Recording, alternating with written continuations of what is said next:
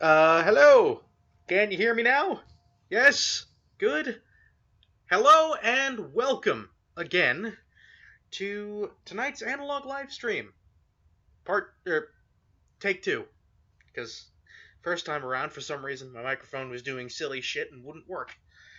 I think it actually came down to an issue with my OBS software. Yay! You get what you pay. It's free software, kids, and you get what you pay for.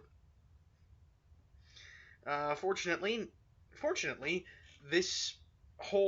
all these technical issues did give me enough time, or did buy us enough time, that Zach was in fact able to join me. Thank God. Hello. So yes, now we actually have a proper Analog Kids live stream, as opposed to me waffling around alone with nobody listening.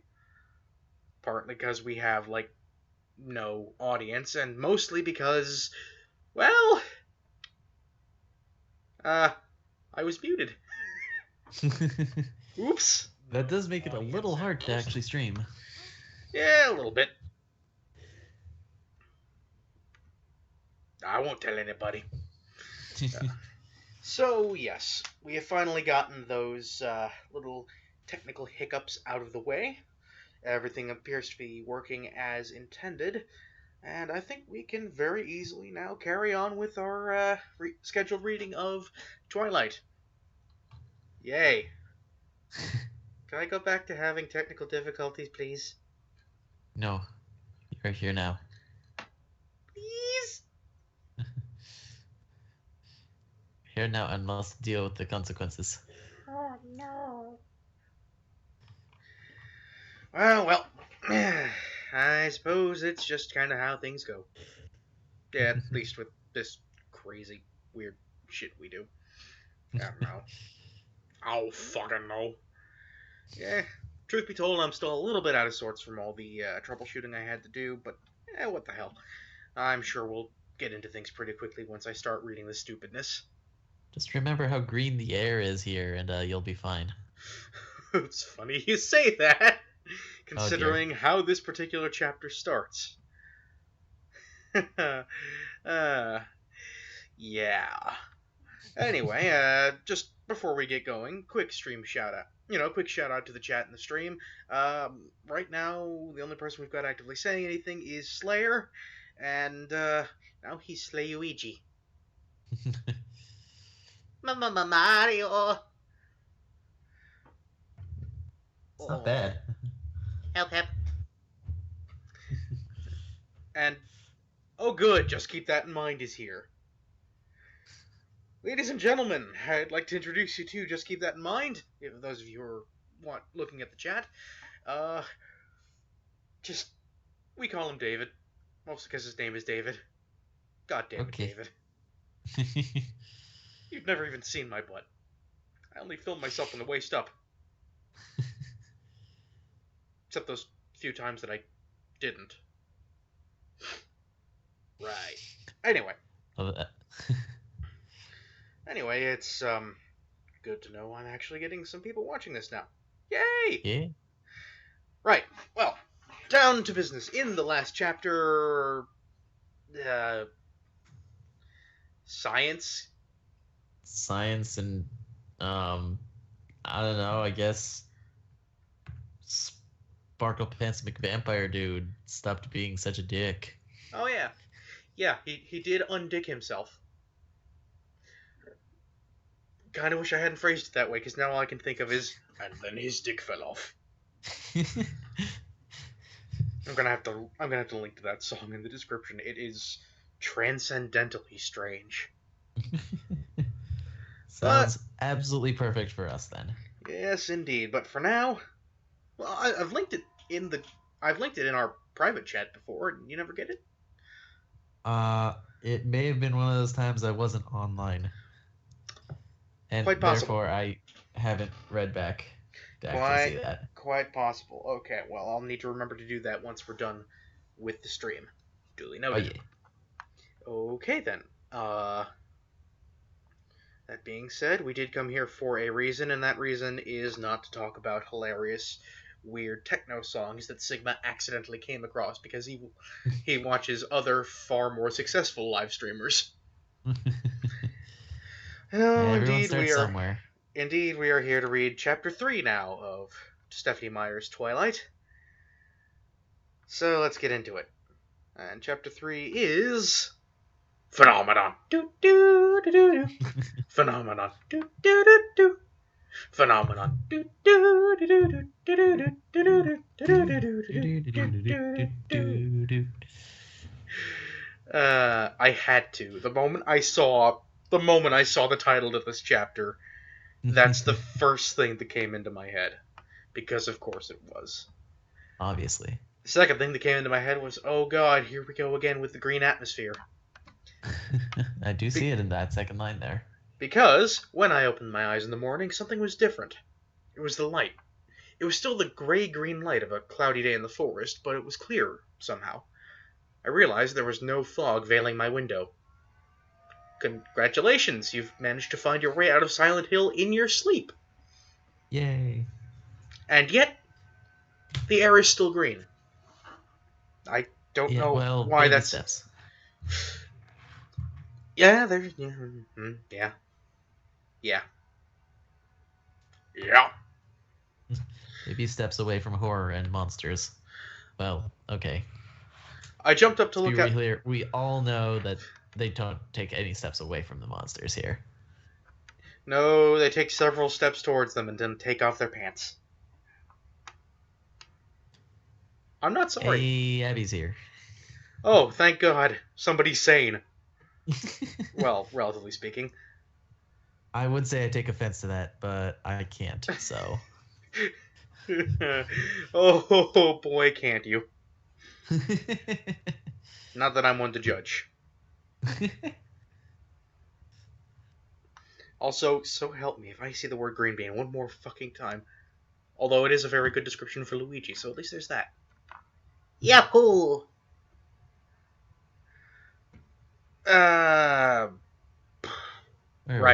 Right, reading. Of course. I jumped up to look outside and then groaned in horror. Which actually is exactly the same reaction I had to opening this PDF. Lol.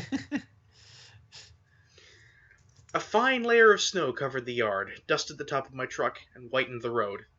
But that wasn't the worst part. All the rain from yesterday had frozen solid, coating the needles on the trees in fantastic, gorgeous patterns and making the driveway a deadly ice slick. Snow day! Woo! Yeah, no. I'm starting to get the feeling that's not the case here. It is not the case here. Take it from, like, it's kind of, one thing that's always kind of bothered me about the public school system, and indeed schools in general, is just how inconsistent it is in regards to what does and does not constitute a snow day. Because, like, okay, story time, kids. When I was a little siglet, I went to a private school. And by little siglet, I mean like 12, 13 years old.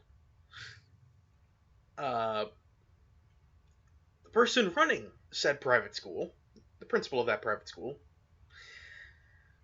was a woman who grew up in, was it Wisconsin, Wyoming, some northwestern state. So she was kind of used to going to school in like 2 feet of snow. I live in Cincinnati, Ohio, as I'm sure David will remind everybody. Because David, for whatever reason, is fascinated by the fact that I live in Cincinnati, Ohio. That's an odd thing to get hung up on. David is a very odd sort of person. And I mean that in the most... I mean that in the most endearing way possible. I fucking love David. Not like that. Not like that. And I'm sure I'm not that particular kind of man in his life either. Mostly because he's got the juice, man. Okay, that's a very love-hate sort of thing, but you get the... I am following you in the loosest sense of the word here. Oh, believe me, it gets crazier if you actually see some of Just Keep That in Mind's videos. I'm sure. It's kind of weird talking about him like this when he's in the chat. I'll be perfectly honest, but... I mean... If he's going to talk about my butt... Yeah, okay. I think that's a fair trade-off then. Lol. Uh, yeah. So you were talking about a woman who Yes, is used snow to... days. Yes. So, if you know anything about Cincinnati, we have a bit of a reputation for having less than competent drivers in this city. It's a problem across Ohio, definitely, but when you live in a town that has next to no public transportation and is relatively good sized and has a lot of suburban sprawl, it kind of becomes a lot more noticeable. Hmm. I, to this day, am amazed that with the number of close calls that we've had driving me to school on snowy days, none of those ever turn into an actual car accident. Oh, man. So many close calls, though. It's like driving in Vietnam. With That's apologies to snow. Vietnamese people everywhere. But yeah, speaking of snow, by the way, yes, we have once again found yet another example of Bella Swan complaining about the weather. She complains Well, when it's sunny, she complains when it's not sunny, she complains when it rains, when it snows. Like, the fuck kind of weather. What kind of weather does it have to be for her not to complain? void. Oh, well, I guess that would be a good descriptor for a 75-degree day in Phoenix, Arizona. Yeah, still hung up on that. How can you not be?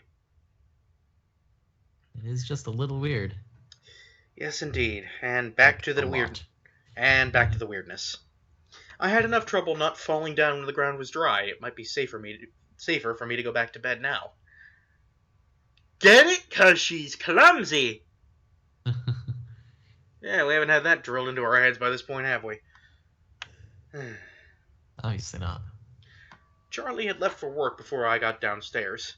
In a lot of ways, living with Charlie was like having my own place, and I found myself reveling, reveling Reveling.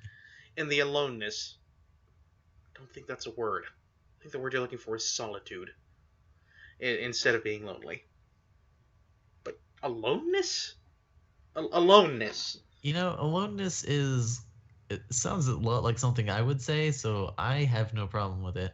Yeah, okay. In fairness, it is. It kind of falls into the sort of Buffy speak sort of Yeah, category for it's... me, in that it probably isn't a real word, but it's close enough, I guess. It's It's almost close in. enough to a word and you understand what it's getting at. Yes, indeed. And if it were anybody besides Bella Swan saying it, it would probably be endearing. As it is, it's just bad grammar, or at the very least, questionable grammar. Eh, what do you expect? I threw down a quick bowl of cereal and some orange juice from the carton. I think you're gonna want a mop after that. I'm glad we both went to the same place there, because the first thing that popped into my mind was, throw it on the ground! I'm not a part of your system! Oh god, a full carton of orange juice. Thank you, Slayer, for bringing that point up. Ugh.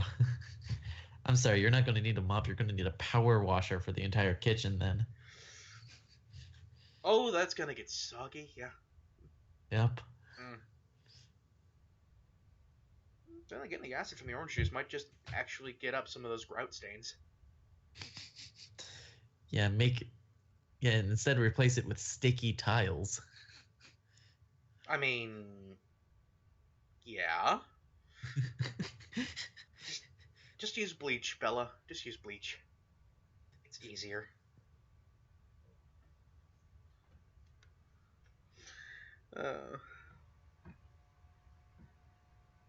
That's not the button. That's the button. Sorry, getting my buttons confused. I felt excited to go to school, and that scared me. I knew it wasn't the stimulating learning environment I was anticipating, or seeing my new set of friends. Asshole. If I was Oh being... no, social engagements. Well, you say How that. could I? You say that, but if I was being honest with myself, I knew I was eager to get to school because I would see Edward Cullen. And that was very, very stupid. God damn it. I mean, if I didn't already know that the love between these two was just so stupid, How am I supposed to it would riff definitely on... be a case of, ooh, someone's got a crush. How am I supposed to riff on a story that riffs on itself? I'd almost call this self-awareness if it weren't for the fact that after recognizing the stupidity of it, she just carries on as normal. Well, I say normal. You get the idea. Right. This is about as normal as electing a reality TV show star to presidency. Oh, wait. Never letting that go. Nah. I'm not letting that go. No, I understand. This is not supposed to be a political live stream, but I'm sorry. I mean, after Shoro, I don't think I can ever assume Shoro. that this book will actually attempt at being self-aware and is just accidentally doing so whenever it does. Well, I mean, a broken clock is right twice a day. Anyway. Yes. I should be avoiding him entirely after my brainless and embarrassing babbling yesterday. What the fuck did I just say about being self-aware?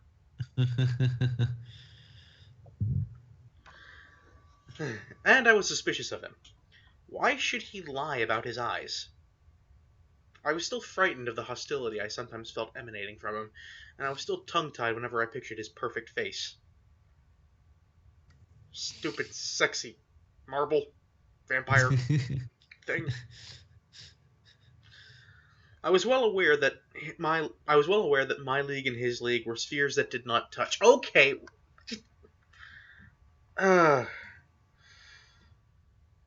Let's talk for a second about purple prose. What is purple prose? Not this. I would argue it kind of is. I would argue it might be trying to be, but it isn't. Well, now, see, I think you and I have two very different ideas of what purple prose actually might be. And that, I think, might just be something worth talking about for a second here, if you don't mind. Yeah, sure. Like, what's purple prose to you exactly? Because to me, it's a very detrimental sort of thing. It's super, super flowery, extravagantly detailed language. So using like 5 words to describe what one word could have accomplished for every word in a sentence. That is exactly what I consider purple prose to be.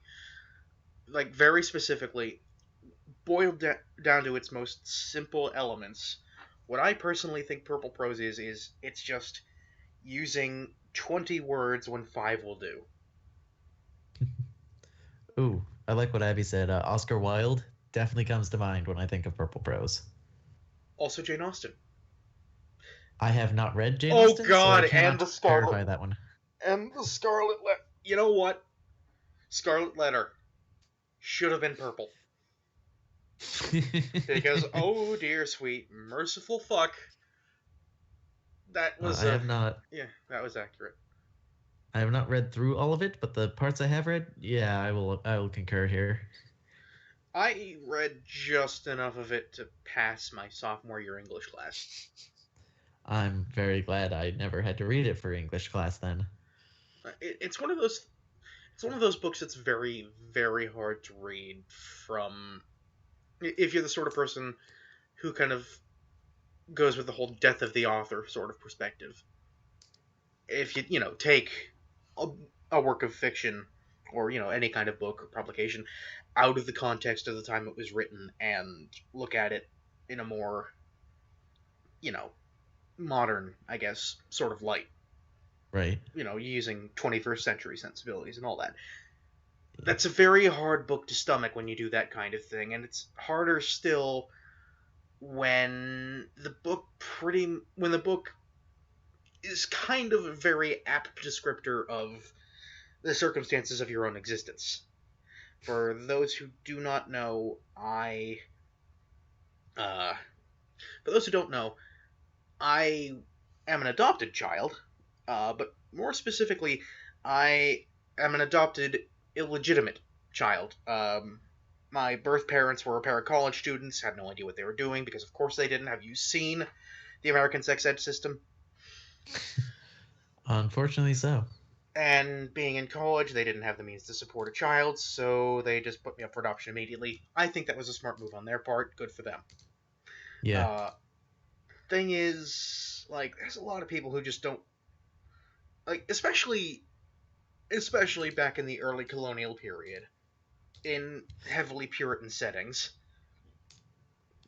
There was a lot of really harsh sentiment against bastard children. Let's just put it Oh, as very much bluntly so. as possible. Which is kind of the entire focus.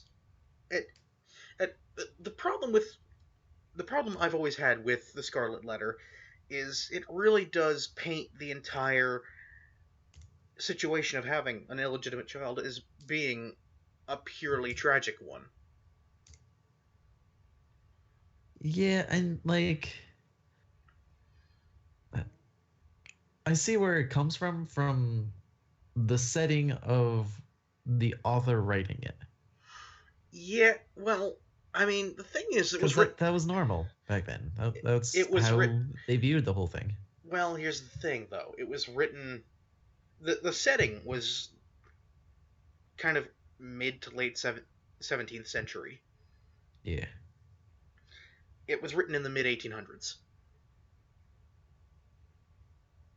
I mean, So when it comes to sensibilities, it's not too far off, though. I would argue 200 years is long enough to learn to know better. But here's the thing. When you start. Here's the thing. Under normal circumstances, you won't.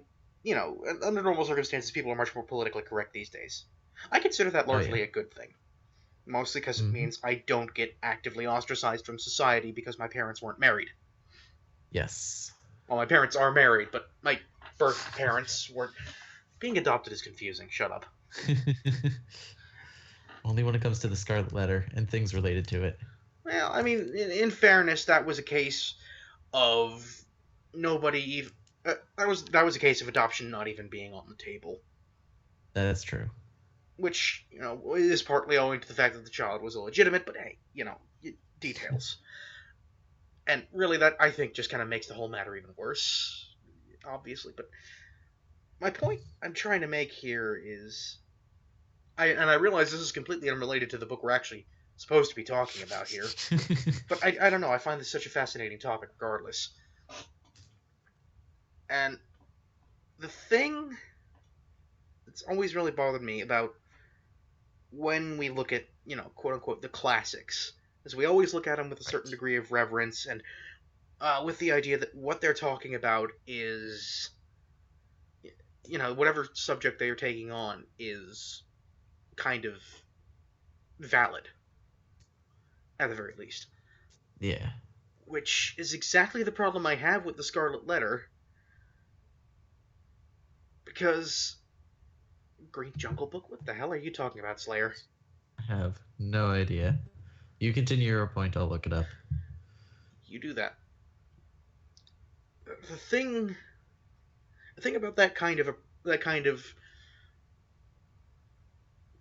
take it as it presents itself approach, without any real critical thought, it leads to some seriously uncomfortable situations, especially when it's in regards to teaching a class.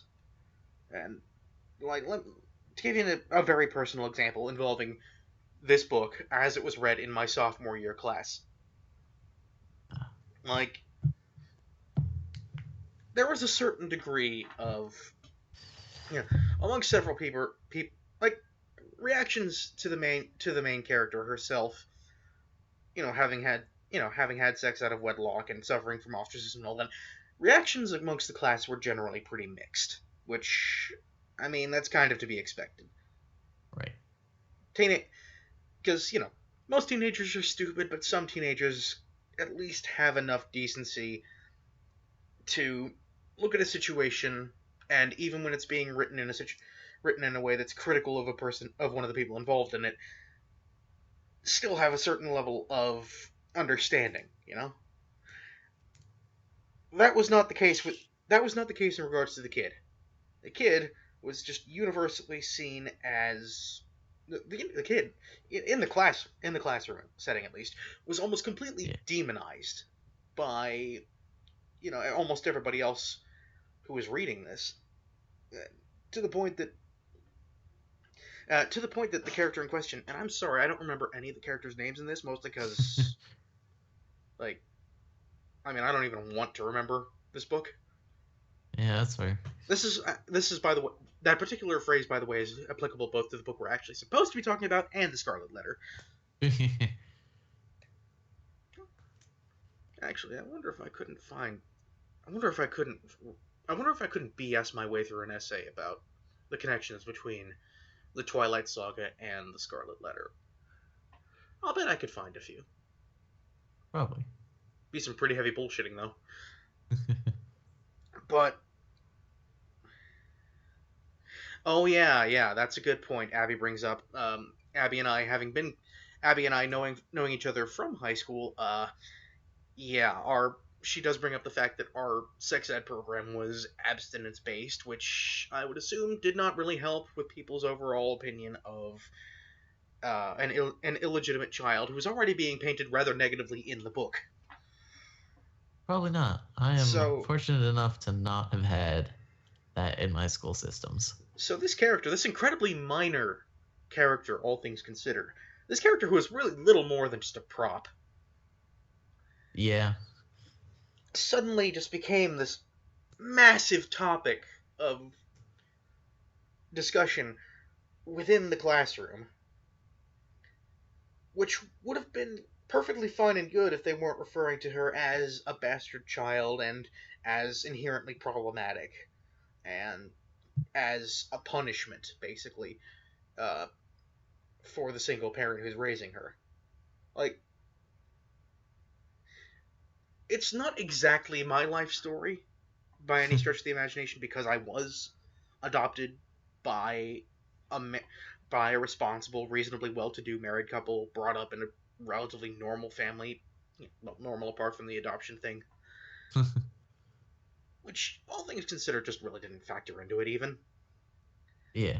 But like, there's enough of there's at least enough for me to identify with this little brat in the story that I don't know. The whole thing just made me really uncomfortable. I actually ended up making my entire final essay on it about how stupid the entire book was and how stupid everybody reading it was for making a villain out of a character that was literally just a frickin', you know, again, just a frickin' prop.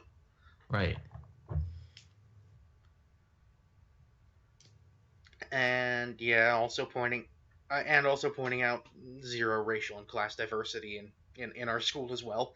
Again, probably didn't help things because most folks were kind of on the upper end of the middle class.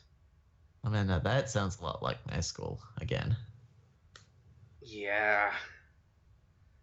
I mean, that's kind of been most of my schooling experience. You know, I guess just the places we've lived Eh, the / specific, private schools. yeah, the specific area of Cincinnati that I've lived in all my life, is very much kind of a more upscale kind of area, all things considered. Wannabe Indian Hill, yeah, that's a good description. For those who don't know, in the Indian Hill neighborhood in Cincinnati is kind of uh, it's rich people, lots and Okay. lots of rich people. Like, this is the sort of place that's got massive borderline mansions. No Oh, back, none of them have backyards, but that's because their backyard is a golf course. I see. My dad wanted to move there. Wonder why. But yes, Couldn't tell you. it is the wealthiest single neighborhood in Ohio. And like, there are other areas around Cincinnati all over the place where you'll find you'll find richer individual households outside of Indian Hill. Like, just on one of the outlying streets in my neighborhood alone, there's 3 or 4 very large mansions, like fully gated off and everything. And they never look where they're going when they pull out. Just, Well, that's how you get bastard children. uh, okay, that's an innuendo I wasn't expecting. Good way to bring it back, though. Speaking of bringing things back, I really have gotten on quite a tangent here, and I'm incredibly Very sorry much for so. it. Because the original topic of discussion here was purple prose in regards to Twilight, Right. and I would And like to get then back to that because we left. I would argue. Oh yeah, there are, yeah, yeah. Abby lives kind of the area Abby lives in also kind of got some scattered McMansions here and there, but Uh, to finish up yeah, with one last distraction. yeah, The word I've come up with for you, Slayer, for insert long word here is ostentatious. that is a good word for this. Because you were talking about, fancy neighborhoods and Which is pretty damn hilarious when you consider the fact that Turpin High School looks almost exactly like a prison. well, that only makes it funnier then, yes. Like All the only thing it's missing are the concrete walls and chain. It's like a concrete perimeter wall with barbed wire over the top. All right, speaking of prison, we should get back to our personal one. Yes, I suppose that's a good point. It has been long enough. Yes, it has been. Now if I could just click on the right button. There we go. I'm having troubles with the button tonight. I don't know what to tell you. It's going to make your shirt look lopsided. Shut up. I wear Yeah. polos and you know it. I should be avoiding him entirely after my brainless and that we already did that. That's what got us on this. League, spheres. That's what got us on this entire ridiculous tangent. Here we go. So I shouldn't be at all anxious to see him today. Yes. It took every ounce of my concentration to make it down the icy brick driveway alive. This is the sort of person who can't chew gum and walk at the same time, isn't she? This is the sort of person who can't chew gum and breathe at the same time, isn't she? Just humming the Indiana Jones theme and it. While shuffling down the driveway. Yes, shuffling down the driveway. That's the most. That's actually kind of beautiful. Also, brick driveway, very swanky. Yes, for people who live in the forest. Yeah, on a government salary. Yes. Anyway, I almost lost my balance when I finally got to the truck, but I managed to cling to the side mirror and save myself. How? I'm gonna have to guess she weighs like 45 pounds. Honestly, I'm pretty sure even that would be enough to snap those little mirror stalks on old cars like that. Like, have you ever seen those? They're tiny. I have not seen how thin they are on her particular model of car. I mean, late 50s, early 60s, it was kind of pretty much universal across pretty much every American car. It was just like this thin little spindle with a little round mirror sitting on top of it. Save me, mirror. Protect me, mirror! Oh, boy. You just have to believe that the mirror will save you, and then it will.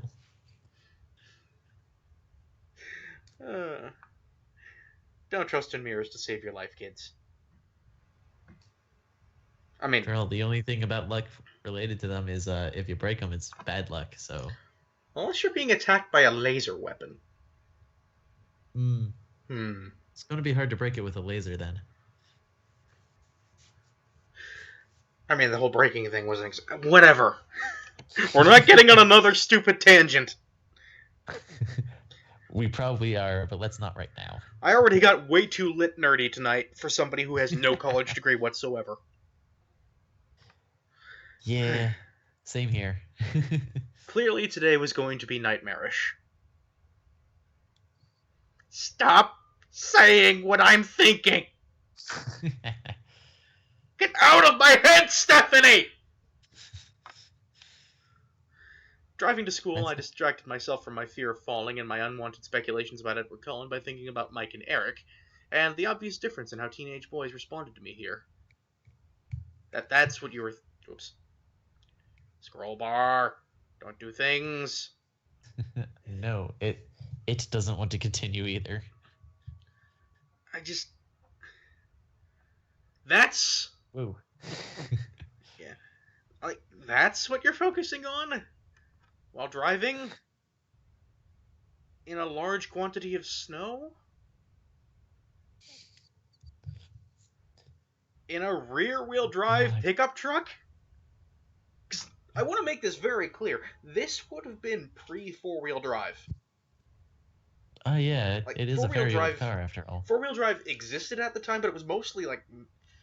It was mostly like military and commercial applications. You didn't see like a civilian vehicle with. Oh, hello. Oh, speaking of lit nerds. Oh, hi, Wendy. Hello. You missed us going on a long tangent about purple prose and my hatred of. And my The hatred of Scarlet the. Letter. Yes. That was fun. That was not fun. It got personal. I'll bet. Oh, Yep. God dang it, Slayer. Oh, god damn it. What did Slayer say? Nightmarish ish. Now I could just like totally see Bella being like the person who like adds echoes to their musings to make it more dramatic though, is the thing. Ing.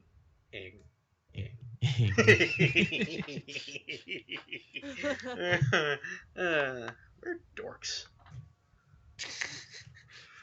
Well, obviously, we're on the internet.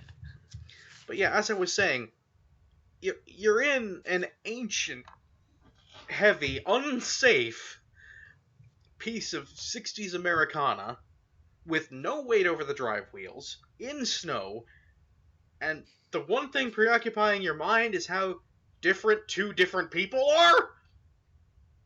And how she doesn't have to worry about falling while inside of a vehicle. No, you just need to worry about spinning out and wrapping yourself around a goddamn telephone pole. Shit, I've spun out in a car with all-wheel drive. On purpose. I have definitely driven an old truck. It was an F-150. I have no idea what the year is on it. But I think it was older than me. Jeez. Well, they started making the F-150 in like the 1970s, I think, mid-ish 70s. So it could be older than me, yes. Could well be, yeah. Yep. If nothing else, if nothing else, the drivetrain definitely was. Yes, and it definitely did not handle the snow well either. I distinctly remember basically drifting through a very slow turn to get to my house one day. Yeah, can't tell you how many times I've seen that happen. I used to work with a guy whose only means of transport was a two-wheel drive Ford Ranger, and oh god, watching him pull into the parking lot in snowy weather was a treat. He knew just enough not to get himself in trouble, but if he got there 5 minutes early, you know he was going to do some donuts. Well, frosted donuts. That sounds like fun. Yeah. I mean, I'm not going to deny that. Yeah, if you've got a chance, might as well take it. Yeah. Saw somebody try to do... Actually, I remember one night while I was still working at Rimke, the supermarket. There was a couple of guys... It was one of those... Well, for one thing, it had snowed. For another, it was kind of a weeknight sort of thing. So, and it was after 9, so kind of a perfect storm of you are not going to get any business today. And... Yeah. Like... The snowplow hadn't gotten out there to actually start clearing off our parking lot yet. But suddenly this Toyota Camry, this like 90s Toyota Camry, comes screaming into the parking lot. Go And on. they're just whoever's driving it just takes the damn thing and just starts wildly chucking it all over the place, understeering, fishtailing, spinning. He's clearly having a very good time. And he was right up to the point where his water pump belt slipped off, and the engine horrifically overheated, and the entire front end of his Camry caught fire. Oh my god! Not the sort of thing you'd expect to see on a snowy day, and yet. Well, it did. I mean, it did make extinguishing the flames fairly easy. Did not make it easy to get a tow truck in, though. Oh, God, no. Fun times, though. Fun times. You I'm see sure. some. I could do an entire stream, I think, about the weird shit I've seen working retail. Although I think that's true of just about anybody who has. I was going to say. It's just kind of one of those experience. It's just one of those. I think everybody needs to work retail at least once, or some kind of That customer is- service oriented position at least once, I'll agree to that. because it sucks a million different kinds of testicles. But oh god, is it a life experience? Like, you will come out of it wiser for it. Slayer's response to your remark about it sucking a million different kinds of testicles. That's racist. Oh no, that's racist That came was- before that. Yeah, that's been up That there was for several before the minutes. Camry came screaming into the parking lot. Okay. Yeah, apparently the John Wayne thing is his response to. Okay. Sucking a million testicles and working And by retail. the way, in regards to the whole mid-90s Camry screaming into the parking lot, I want to point out that both the people in the car were white. And about my age. See, now, I heard enough stories from my electrician teachers that was entirely what I expected. White people! Speaking of white people, let's get back to the show. Yeah. Wow, that's an oddly appropriate segue.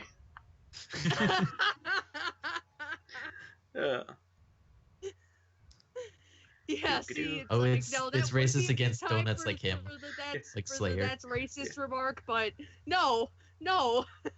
Speaking of... Given how... Given Listen, are you the a kind of frosted book donut? we're reading... Anyway, speaking of white people, I was sure I looked exactly the same as I had in Phoenix.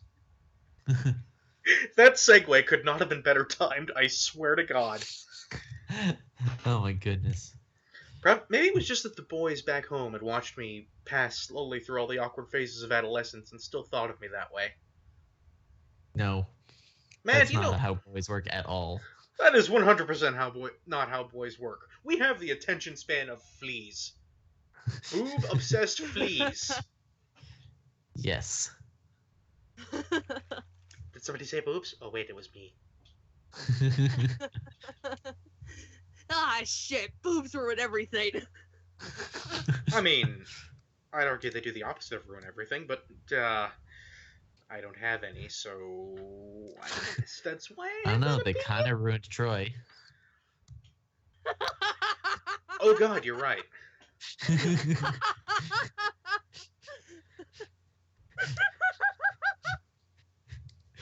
Ruined Transformers, too. They ruined Transformers, too.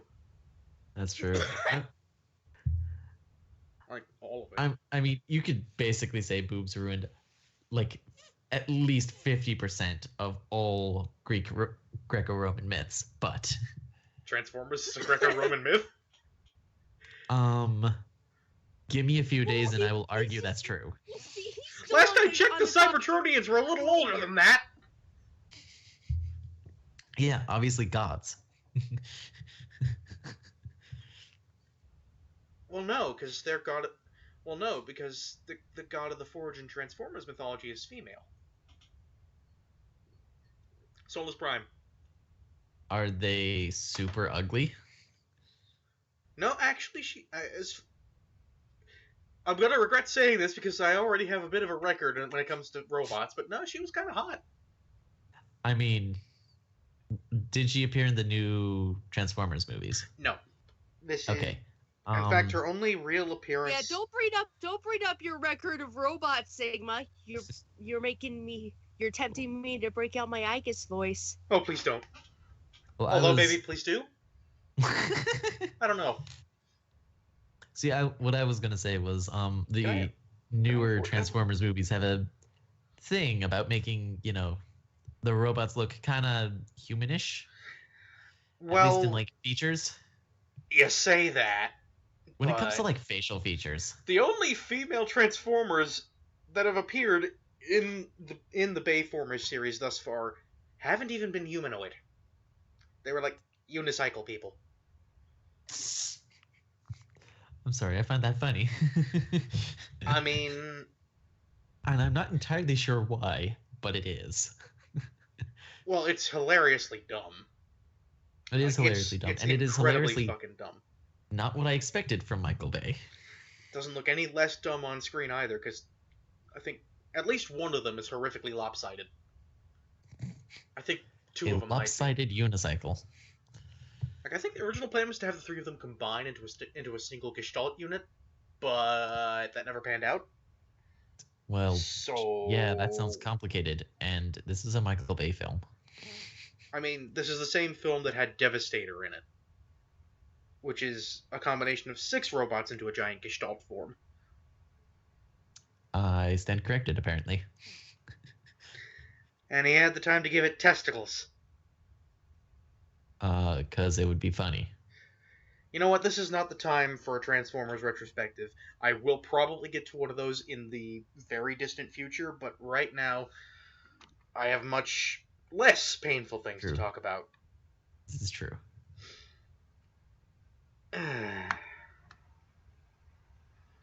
But yeah, point is, boys don't notice these things. No. Perhaps it was because I was a novelty here, where novelties were few and far between.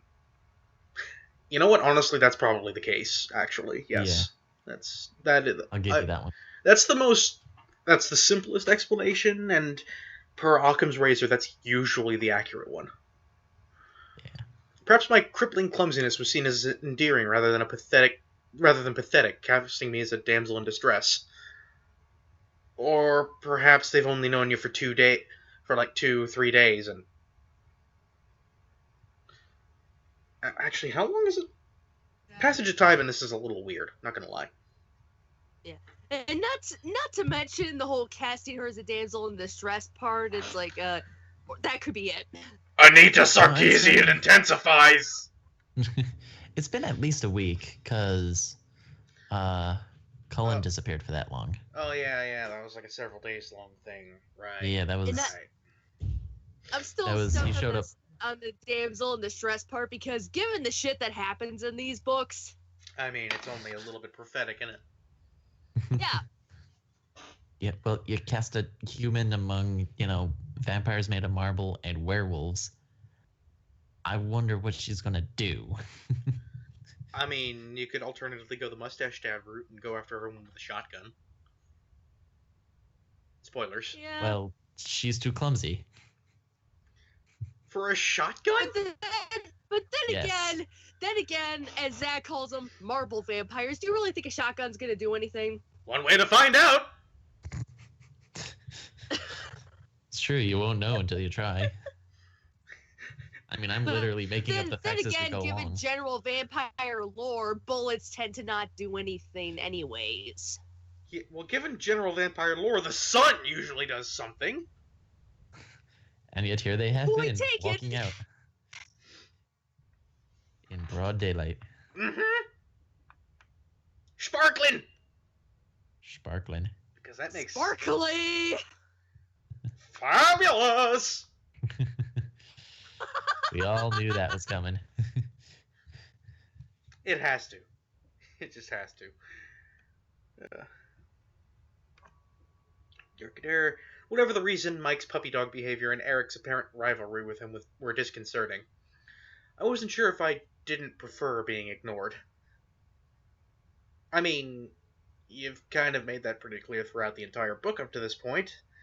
No shit. It is your theme. I got one of the bits in the chat here. This is probably a Friday. She hasn't mentioned a weekend yet. No, but she has mentioned 2 Mondays. Is every day Monday in Forks? It's Monday. God damn it! Now I got the refrain from I don't like in my head. I mean, I've got Manic Monday. And I've apparently got Friday, the remastered version. What? Oh, fuck you. It's Monday, gonna get down on Monday. I want to throw something at you, which is a very hard thing to do. Now I got the bad lip reading parody of Friday stuck in my head. Game fight, the game is time to fight.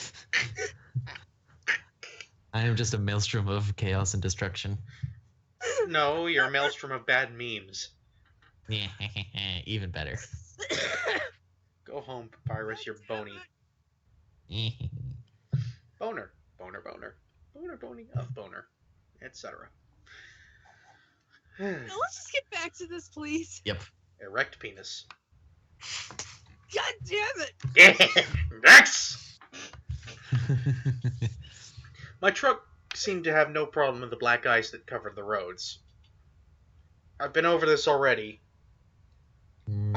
This is just Stephanie Meyer not having done the research, clearly. Yes. Mm-hmm. Are we surprised? No. Mm-hmm. Didn't think so. I drove very slowly, though, not wanting to carve a path of destruction through Main Street. That would have made the movie far more interesting. It really would have. Yes. When I got out of my truck at school, I saw why I had had so little trouble. When I got out of my truck at school, I saw why I'd had so little trouble. Something silver caught my eye, and I walked to the back of the truck, carefully holding the side for support, to examine my tires. There were thin chains crisscrossed in diamond shapes around them. Charlie had gotten up who knows how early to put snow chains on my truck. My throat suddenly felt tight.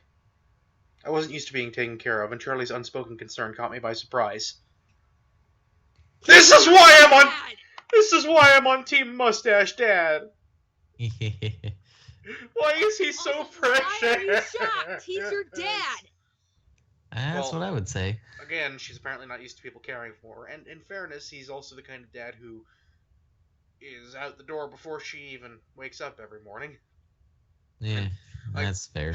But then that just adds more to the duh factor, because of course he would have taken care of that shit before he walked out the door. Well, I mean, my dad wouldn't. My dad doesn't believe in snow chains. My dad thinks snow chains are too... Well, it's not that he doesn't believe in snow chains, it's that he believes snow chains are too expensive. And he'd rather just get that blasphemy in this household. And he'd rather just get a car. I think it goes along with the fact that your dad doesn't know shit about cars. Oh god, does he not know shit about cars? Well, there you go. You know what? I'm never gonna find a better place to tell this story, so I'm gonna tell it here and now. My dad's first car was a 1958 MGA. It was almost as old as he was, which I'm sitting here with an MR2 that's a good 7 years older than I am, and just kind of chuckling to myself, but... Anyway, he got this 58 MGA, pretty little thing, horrendously unreliable, which, British Leyland cars often tend to be. Fortunately, his dad was an electrical engineer, so that kind of helped matters a little bit. A lot of the electrical repairs that had to be done on the car, and boy, were there a lot of them, his father was able to just go ahead and do in the driveway. The problem is, not only do most British Leylands have issues with electrical problems, they also have issues with rust. Usually on the floor pans. Guess where the batteries are in this car? Oh, that's the other thing. It's not a single 12-volt battery. For some reason, they took 2 6-volt batteries and wired them up in series. Oh. Why? Series? Why is a good question. British Leyland. Also, why 2 batteries is an excellent question. Also, I just gotta interject with this. This is just adding more to I think I'm really understanding why it's like, see, you know the bit I'm gonna be talking about here. It's like that joke from that one Top Gear episode. It's like, I don't remember exactly which episode, but you know the joke I'm gonna be bringing up. Richard Hammond's bit. It's like where he's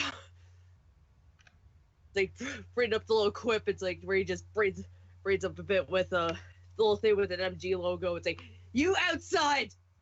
I was gonna light up. Oh no, but you want to talk about MGs? Get out. I should probably finish up the story pretty quickly, though. Yeah. Yes. This is how inept my dad is with cars. He apparently didn't realize that the visible rust accumulating on his floor pan could possibly cause any major troubles, which I find incredibly amazing because would you like to guess where they put the batteries in this car? I'm gonna guess in the trunk. If it was in the trunk, I wouldn't be talking about the floor pans. No, they put it behind the seats! Okay, that's actually a little bit different from what I thought. Which, on one hand, is a very bad idea in cases of battery fires. Yes. Although I guess it does provide a pretty nice impromptu seat warmer. And two, this means that when you do what my dad did and accidentally go over a rough road a little too fast one day, your batteries are gonna fall out the bottom of your car, and suddenly your car's just gonna completely die and coast to a stop. That is exactly the image I had in my head. Which, the way he describes it is amazing as well, because he apparently didn't even realize what had happened. It's just the car suddenly just died on him, which is something he'd kind of gotten used to at that point, until he noticed the two little box-shaped things sitting in the road behind him. Oh my god. Oh my goodness. And I'm just picturing my dad, who's a bit of an idiot, just peering over his shoulder at where the batteries are supposed to be, and noticing the hole, and just sighing. Oh. This is the kind of person who thinks that snow chains are optional. I mean, I'm kind of... Okay, that's a bit of a lie. I am also the sort of person who thinks snow chains are optional, but that's because I'm the sort of person who believes in swapping out his tires based on the season. So I have snow tires. Well, there's... You do that. At least you have an alternate approach for dealing with snow. Yeah. I am unfortunately not as awesome as Mustache Dad, and do not do the same for my parents. Mostly because they refuse to buy anything but all-season tires. Because they're cheap. Oh man. Snow. What a weird concept. I know. It's almost like we never get it in Cincinnati. Except we do. In spring! I feel like I've never seen this snow before. That is literally every year in Cincinnati. I mean, I moved to North Carolina, where apparently people don't believe in snow and are very surprised every time it shows up, which is, Well, yeah, because you to be guys frank, hardly ever rarely. get it. Yes. Yeah. And then there's Windy, who spends half the year living underneath several large piles of snow. Because Shut up. Wisconsin. Wisconsin. Yeah, I still remember one year where we got a little bit of snow in October. We've had that before. We've had snow on Halloween before. It was awesome. Like, not much, just like a little light dusting. But it did accumulate When a I little say bit. we got a little bit of snow in October, that was before Halloween.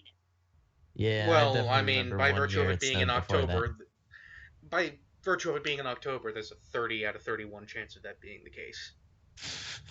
In fact, I'm pretty sure, I don't remember for sure, but I'm pretty sure it was before the fall season started. See what this book's doing to us? It's making us start kvetching about the weather. Oh god, we're turning into Bella. Oh god! Somebody punch me if I start falling for any vampires again. Again? Quick read so High we school. can. Eh. We had some interesting. Ah. We had some interesting upperclassmen. I think we've had this discussion in an earlier installment. Oh. It sounds fairly familiar. Yeah, it's like I must not have. That must have been during an earlier bit where I wasn't here because, yeah. Yeah. Turpin High School was weird. Now that has certainly been brought up. Yeah. Yes. Yeah. So, yes, back to Mustache Dad being awesome. Except not. Mm-hmm. Except yes, actually. I was standing by the back corner of the truck. Yes, he Mustache Dad for life.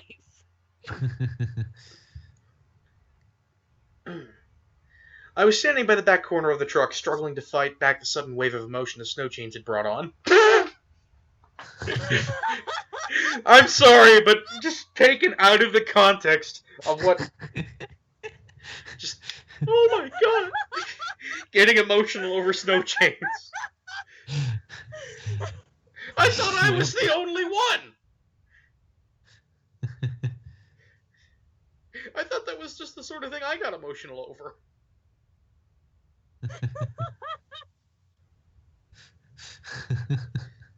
Nope. No, seriously, Not the only one. y'all should have seen me last time I went to Wisconsin and happened to notice a Subaru SVX parked in somebody's parking lot. Yes, I know it's a Subaru, but it's not just a Subaru. It's so much more than a Subaru. And I'm not going to get into that now because that is not the topic of this stream. I'm okay. I'm okay with getting off topic when it involves very specifically the truck in the story, or my dad's hilariously bad car savvy. When it's very clearly related to the story. I mean, I wouldn't. I mean, I'm not entirely sure Or how. even like vaguely clearly. I'm not entirely sure. Yeah, okay, vaguely. There we go. But yeah, I mean, I'm willing to divert when it's that, or when it's about literature in the broader sense. But yeah, that's a little much. But look it up. It's a cool car. Anyway. It was a high-pitched screech, and it was fast becoming painfully loud. I looked up, startled. Oh, the sun's finally rising. See, I just imagined like Edward just pulling into the parking lot, What emitting with his... a high-pitched screech. Oh my god! Imagining that scene from Home Alone where Kevin almost got hit by Harry and Marv's van. I'm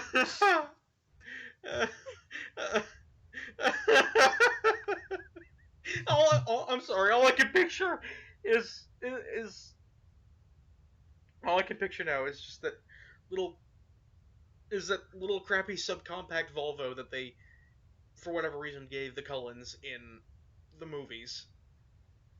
Just slowly pulling into a snow-covered parking lot, windows rolled down, with Robert Pattinson leaning out the window and screaming at the top of his lungs. And that's the most beautiful thing I've ever seen in my life. Even more beautiful than the time I saw a bun I'm sorry, but when I think high-pitched screech, I'm sorry, but when I think high-pitched screech, I think of Kevin McAllister's scream from Home Alone. Because I'm still thinking of that scene where he almost got hit by Harry and Marv's van. Fair. But where it got up mere inches from his face. I'll make it better for you though.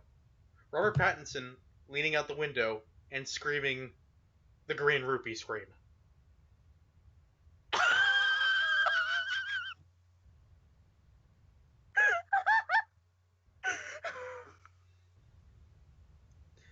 And if I don't know, and so help me, I almost wish that there, I almost hope that there's like, for whatever reason, like, an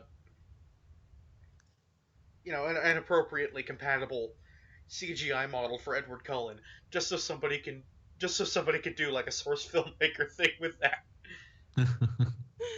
Oh, shit. God, if So both of you in chat are terrible in a good way. Oh no, what kind of good terrible have we gotten? Accidental innuendo number 1. I saw several things simultaneously. X! Oh god, the trombone harmony. Edward screaming instead. Yes! I know exactly the one you're talking about. Oh boy. Alright, I guess it's finally time to figure out what the hell was screeching. Yes. In my heart, it will always be Edward Cullen. Same here. I saw several things simultaneously. Nothing was moving in slow motion the way it does in the movies. Oddly, I think they did use slow motion for this particular sequence in the movie. They probably did. Lol. Instead, the adrenaline rush seemed to make my brain work much faster, and I was able to absorb in clear detail several things at once. Edward Cullen was Damn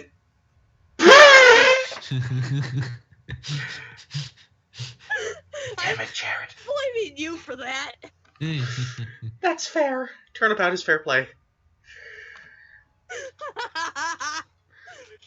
Edward Cullen was standing 4 cars down from me, staring at me in horror.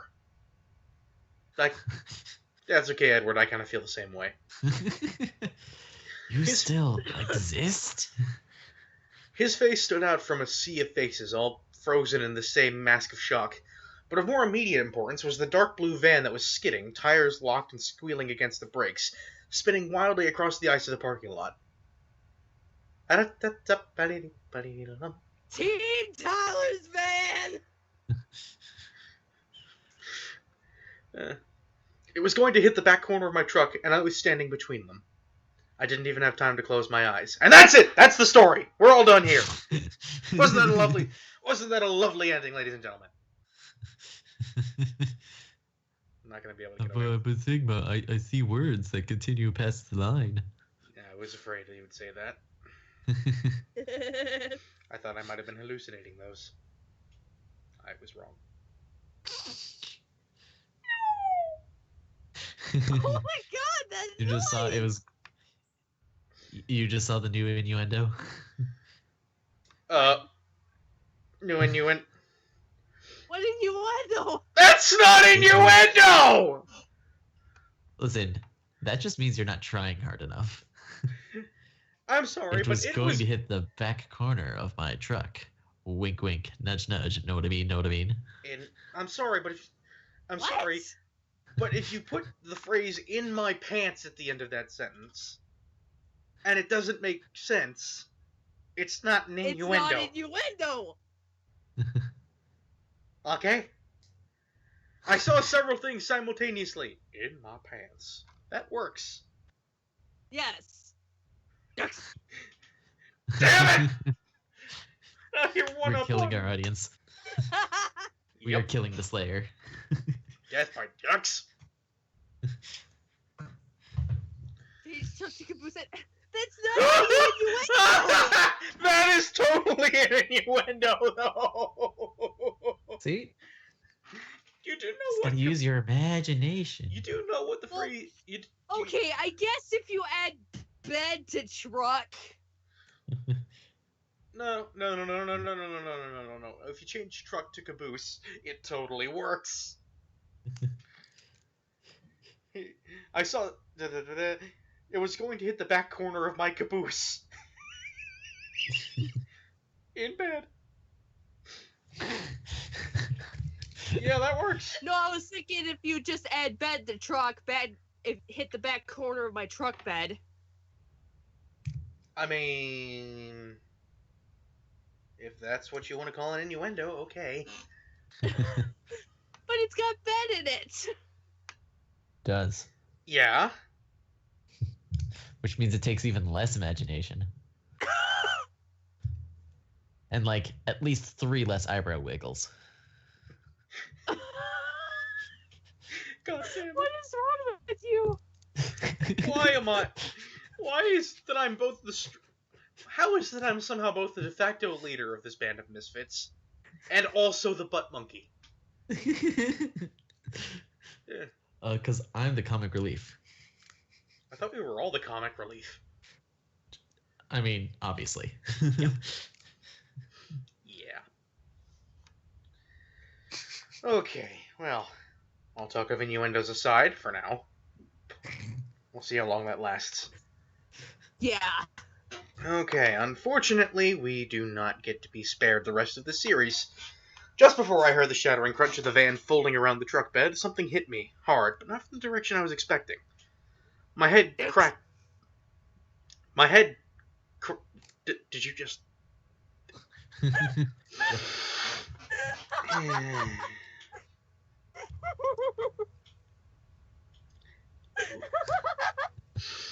Moving along. My head cracked against the icy blacktop, and I felt something solid and cold pinning me to the ground. God damn it! I don't even need to say it. No, you don't! No one does. We're all there now. God damn it! Ladies and gentlemen, welcome to the gutter. God damn it! I hate every last one of you.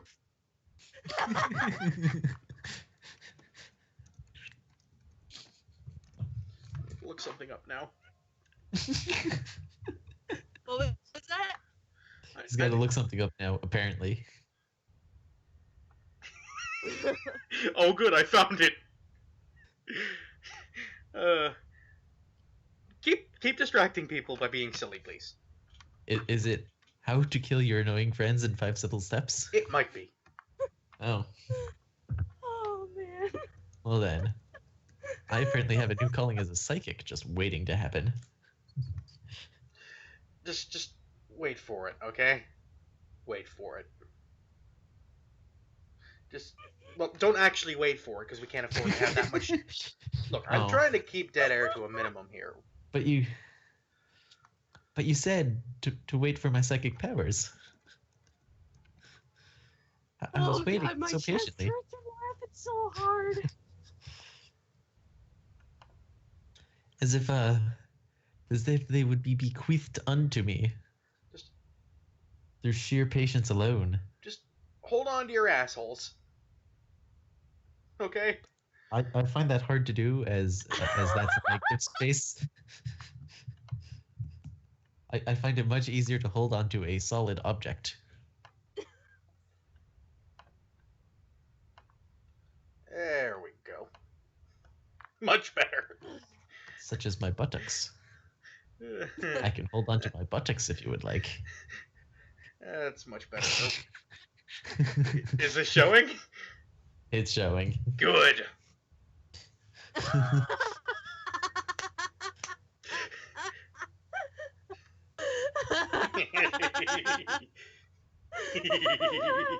Oh boy. Yeah, yeah, I feel like that's necessary at this point.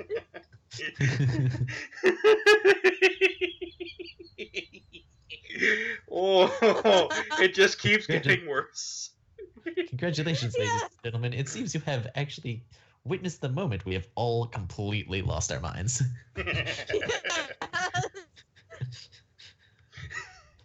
Implying I hadn't already. I said completely. Implying I I chose my hadn't words already. carefully. Oh, Why do you my think God. I started this entire ridiculous charade in the first place? No man with an ounce of sanity would do this for a living? I don't know. The internet kind of eats Hobby? this up, so Hobby. hobby.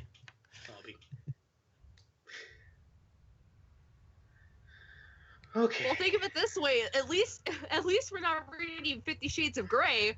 I still stand Yet. by this. This is a better love story than 50 Shades of Grey. By far. Again, yet. Now then. Where was I? There was Was something there. cold And solid. Solid pinning them to the ground. Yes, cold and solid ground. I was lying on the pavement behind the tan car I'd parked next to. That's a detail we didn't need. Thank you anyway. But I didn't have a chance to notice anything else because the van was still coming. You see what you've done, Slayer. The van was still coming. Oh my god.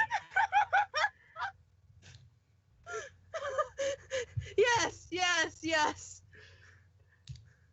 Blue van, Bella's truck, OTP.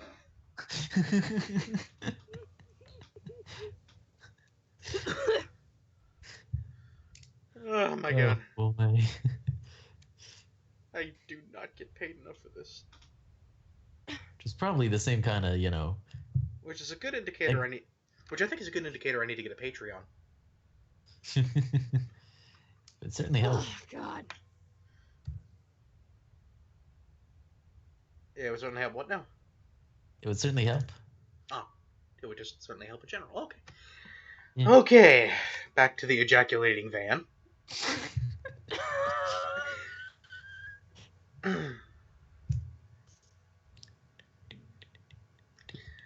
It had curled gratingly around the end of the truck and, still spinning and sliding, was about to collide with me again! Jesus Christ on a... How many ones are you rolling today, lady? How is that even possible? Vindictive, and I don't know, I guess some vans are just ready for round 2 right away.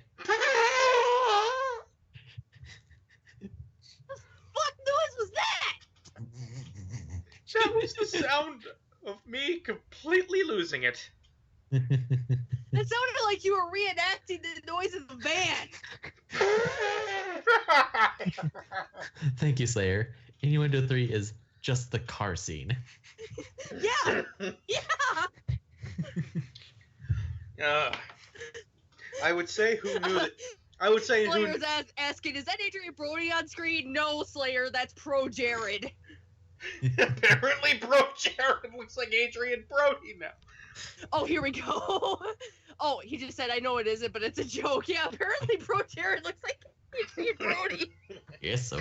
Yeah. Oh, we're gonna have to link to the X now, aren't we?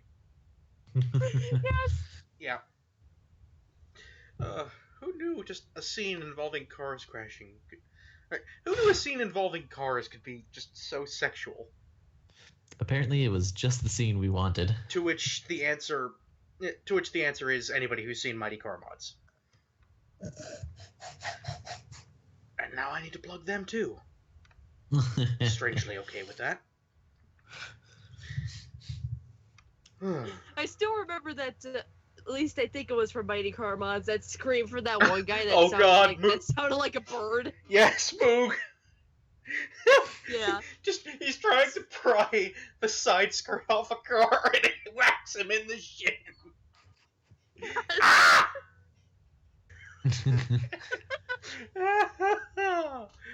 Oh my god. Okay. Now let's try and Okay. A low oath made me aware that someone was with me. Who calls it an oath? A swear, maybe, sure. A low oath? A loath. Oh. Yeah, swear. What the fuck does that even mean? A swear. Edward's literally just going... Like a quiet shit. Fuck! And the voice was impossible not to recognize. Gee, I wonder who that might be. Two long white... Oh, no. Mr. Hands! Hands! We're talking about hands! Shot out protectively in front of me, and the van shuddered to a stop a foot from my face. The large hands... Rex! Can I can't. Damn. I mean, you do know what they say about men with large hands, though. Don't. Big feet? No, big gloves. Big gloves. ears. How big are Robert Pattinson's ears again? I don't know. You know what? I don't care enough to check. Funnily enough.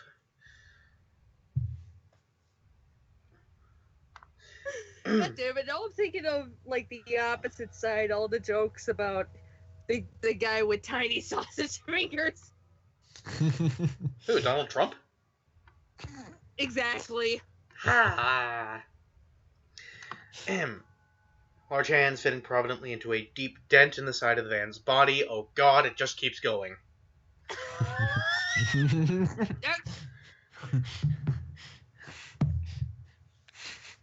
It keeps happening. Oh god. And then his hands And I moved so think fast now they blurred. And I think now we know why there are so many people who are into cars. I feel like that might be directed at me. No. It wasn't directed at you. It was directed at the people who are more into cars. If you know what I mean. What the fuck is wrong with you? Yes. Okay, here we go. Now I need to plug MASH! Great! We need to stop referencing internet celebrities. No, internet personalities. Celebrities? Yes, because that's going to be easy to do. Yeah. I mean, we're only the social detritus that comes about from watching too much of them. Okay. Then his hands moved so fast they blurred, and oh, here we go again. I told you. It keeps happening. It just keeps happening. Can we get an innuendo count at the end of this stream? We're gonna need an innuendo count at the end of this stream. I think we have just broken it on this scene alone. Yes, Slayer, thank you. You should rename the stream with car sex, Adrian Brody, and people.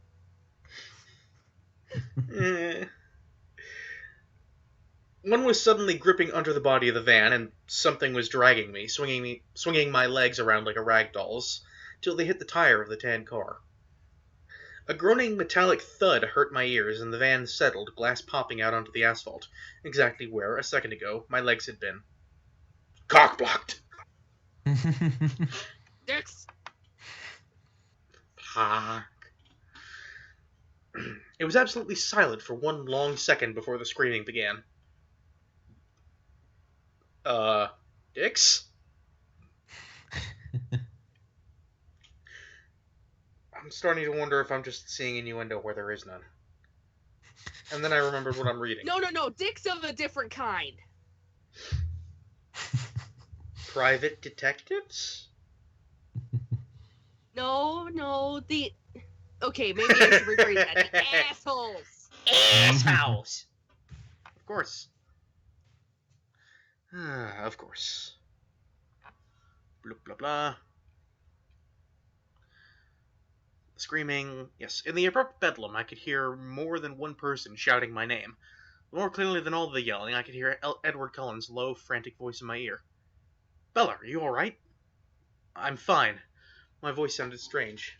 I tried to sit up and realized he was holding me against the side of his body in an iron grasp. Oh, yeah. It keeps happening! Be careful, he warned as I struggled. I think you hit your head pretty hard. Yes, it does. I became aware of a throbbing ache centered above... Oh god, no. My left ear. Ow, I said, surprised. As opposed to saying... As opposed to the unsurprised ow?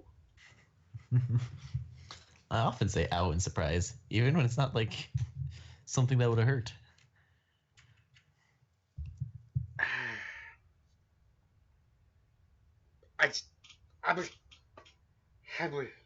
The writing just continues to baffle me. It really does. Okay.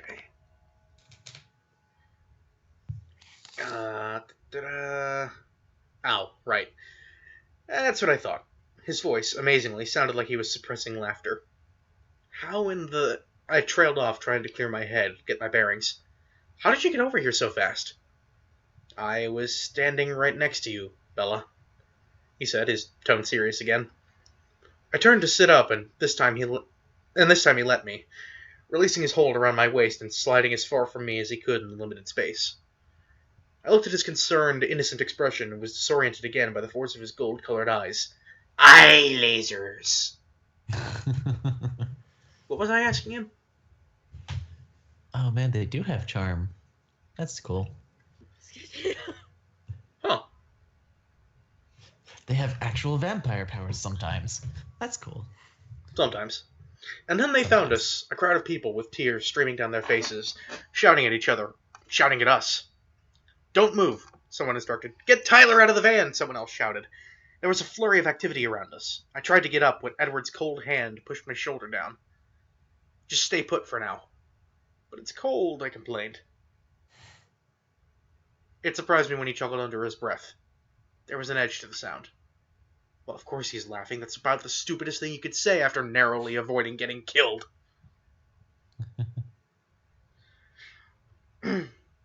You were over there, I suddenly remembered, and his chuckle stopped short. You were by your car. His expression turned hard. No, I wasn't. I saw you. All around us was chaos. I could hear the gruffer voices of adults arriving on the scene, but I obstinately held on to our argument. I was right, and he was going to admit it. Oh, man, they're already acting like a married couple. Bella, I was standing with you, and I pulled you out of the way.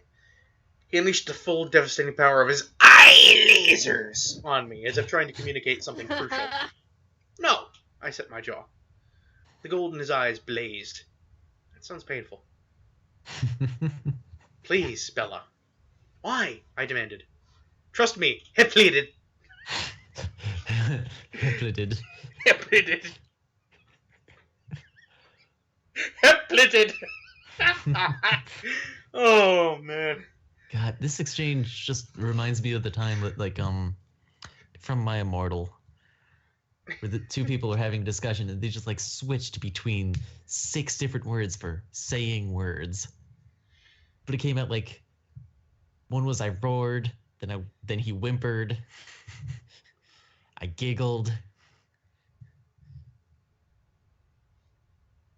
It's just... I mean, I was personally always thought that if you can find a more apt description for how somebody said something than just said, go for it. Yeah, sure. But sometimes said is just the best way to go about it. Right. Or at the very least, said and then adverb. Yeah, you don't need a new way of saying how they said words. Like, a new, unique way every time per scene. Yeah. Anyway, I could hear the sirens now. Will you promise to explain everything to me later? Fine, he snapped, abruptly exasperated. Wow, asshole. Fine, I repeated, angrily. Wow, asshole. It took 6 EMTs and 2 teachers, Mr. Varner and Coach Clapp, because that's important, to shift the van far enough away from us to bring the stretchers in. Yeah, because I would have thought Mr. Banner was going to be one of them.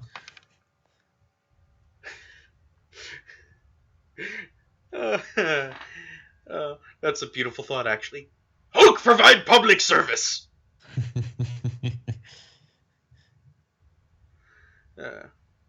Edward vehemently refused his, and I tried to do the same, but the traitor told them I'd hit my head and probably had a concussion. Well, that's because you hit your head! And probably have a concussion. Yes. I almost died of humiliation when they put me on the neck brace? I don't know, man. Oh, wait, when they put on. I put a me in there that wasn't supposed to be there.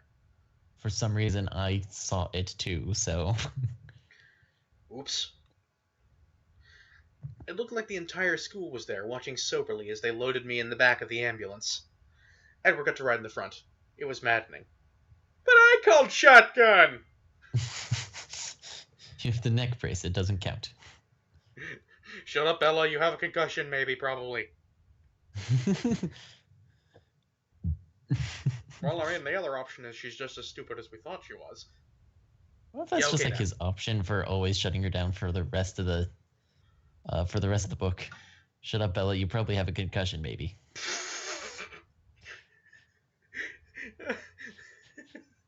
Oh god. The next edition of this book that comes out needs to be an Analog Kids annotated edition. Oh, goodness. And do pardon the slurping, I was just enjoying a nice cold glass of Canada Dry diet. Why am I drinking diet soda? So I can have regular beef. Beef. Beef. Beef. At least it wasn't hot dogs. Next! I say, given the way this particular chapter has been going. Okay. Oh, the innuendo. So much innuendo. Why can't I hold all this innuendo? In my endo!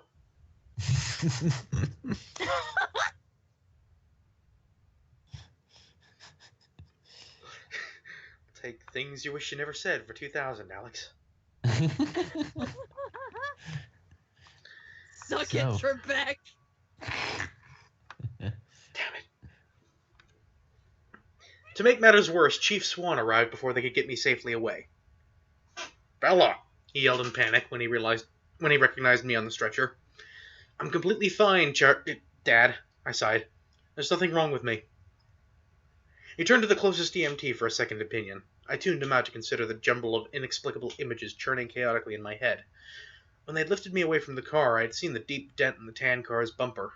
A very distinctive dent that fit the contours of Edward's shoulders. As if he had braced himself against the car with enough force to damage the metal frame.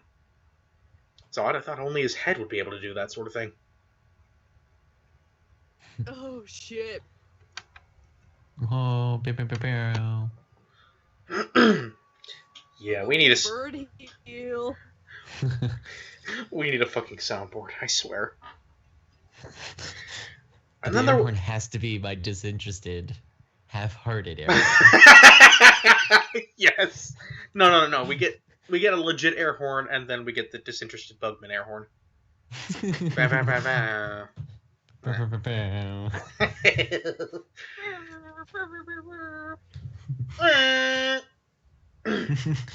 I tried. Well, that makes one of us here. And then there was his family looking on from the distance, with expressions that ranged from disapproval to fury to meerkats. Bringing it back! But held no hint of concern for their brother's safety. I tried to think of a logical solution that would explain what I had just seen, a solution that excluded the assumption that I was insane. That's not a solution. That's not an assumption we can exclude, Bella. I'm sorry. Naturally, the ambulance. If we do this every time I say something pithy, we're going to be here all night. This is quite true. Mind you, we're probably going to be here all night anyway, but that's what we get. So there is an obvious assumption to be made here. You have a concussion. Yeah, there's that, yes. Naturally, the ambulance got a police escort to the county hospital. I felt ridiculous the whole time they were unloading me. What made it worse was that Edward simply glided through the hospital doors under his own power. We're walking in the air. You know, Bella, they're called automatic doors. And also, like, gliding through the doors. Like, what is this, Ghost? I ground my teeth. Because saying it implies that the doors didn't even open. No, he just bashed them open with his head. I did that. I've done that a couple times. Explains a lot, doesn't it? Huh. I mean, you said it, not I. Yeah. I ground my teeth together. They put me in the emergency room, a long room with a line of beds separated by pastel-patterned curtains. A nurse put a pressure cuff on my arm and a thermometer under my tongue. Since no one bothered... Wait. Huh? I have a question. Goddamn, I forgot Pro Chair was still there. I have a question. Yeah. That question is... Why a thermometer? Is that a thing we needed? Yeah. Is that... Is that a... Yeah, I'll admit I've yet to see a thermometer be administered in an emergency room. Doctor, the patient's bleeding out. His femoral artery has been completely severed. Have you checked his temperature? No. Yeah, it doesn't work that way. Just reminds me of that one I musical can't get a episode. stable reading. It just keeps getting colder and colder. I just remembered that one bit out of the musical episode of Scrubs. I've been shot. Check the poo.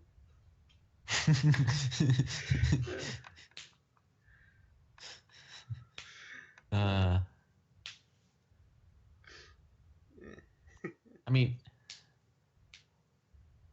I liked that episode, but then again, I pretty much like any musical episode, so I mean, that's not hard for me.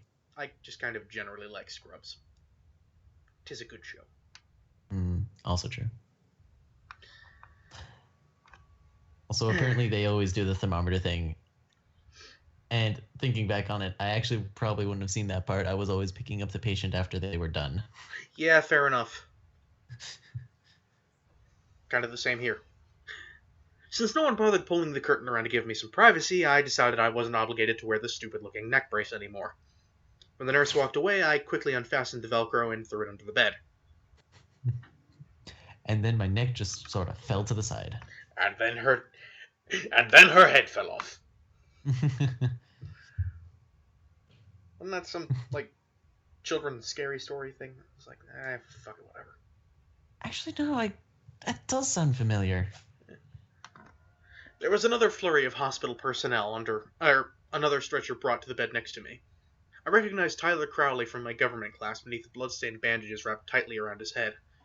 Tyler looked 100 times worse than I felt, but he was staring anxiously at me. Apparently he was still feeling well enough to burp. Yeah, that was just... That was the Canada Dry talk, I'm afraid. Thank you, Mordreen. Bella, I'm so sorry. I'm fine, Tyler. You look awful. Are you alright? Yeah, he's just peachy. Apparently he's peachy enough to not be moaning in pain and instead asking if she's doing okay. I mean, in fairness, if you're like me and you're so stupid that you don't even realize how badly you're hurt most of the time... Well, apparently Forks is just full of idiots, so... Kind of throwing myself... Idiots and puppies. Is there really that much of a difference in the long run? Idiots aren't always cute. That's a good point. But I would argue still that puppy is a subset of idiots. So if you say idiots and then follow up with and puppies, it's a bit redundant. I see your point. I like puppies. They're so stupid, but they do it in the... they're so stupid, but in the most endearing possible way. And thank you, Abby, for saying exactly the same thing I was thinking. It is such a teenage thing to do. Neck brace looks stupid. Screw getting better because it ruins my aesthetic. Yeah, I mean... accurate. You can't argue with that. Nope. So, let's find out if her neck actually snaps. Spoiler alert, it doesn't. Sadly. Oh. As we spoke, nurses began unwinding his soiled bandages, exposing a myriad of shallow slices all over his forehead and left cheek. Again, I think that's your answer. He ignored me. I thought I was going to kill you. I was going too fast and I hit the ice wrong. He winced as one nurse started dabbing at his face. Don't worry about it. You missed me. How did you get out of the way so fast? You were there, and then you were gone. Edward pulled me out of the way. He looked confused. Who? Edward Cullen. He was standing next to me. I'd always been a terrible liar. I didn't sound convincing at all. Cullen? I didn't see him. Wow, it was all so fast, I guess. Is he okay? I think so. He's here somewhere, but they didn't make him use a stretcher. I knew I wasn't crazy. What had happened? There was no way to explain away what I'd seen. I mean, apart from the fact that maybe you're both kind of crazy. I mean, in his particular case, we could probably use the excuse of head trauma. I mean, she also might have a concussion. The ongoing excuse really is you have a concussion, maybe, probably. Lovely. Yep. They wheeled me away then to X-ray my head. I told them there was nothing wrong, and I was right. Not even a concussion. My thick skull cushioned the impact. I asked if I could leave, but the nurse said I had to talk to a doctor first, who then told me I had to ask the nurse first, who then... yeah, I'm going to just abandon that one there. So I was trapped in the ER, waiting, harassed by Tyler's constant apologies and promises to make it up to me. No matter how many times I tried to convince him I was fine, he continued to torment himself. Finally, I closed my eyes and ignored him. He kept up a remorseful mumbling. Is she sleeping? A musical voice asked. Seriously, don't describe a voice as musical unless it's actually singing. That's just weird. Shit. Yeah, it's creepy. Which, considering who's talking, is actually kind of appropriate. My eyes flew open. Edward was standing at the foot of my bed, smirking. I glared at him. It wasn't easy. It would have been more natural to ogle. Right, well, at least now we know the foot of the bed is roughly, thigh height? Dex!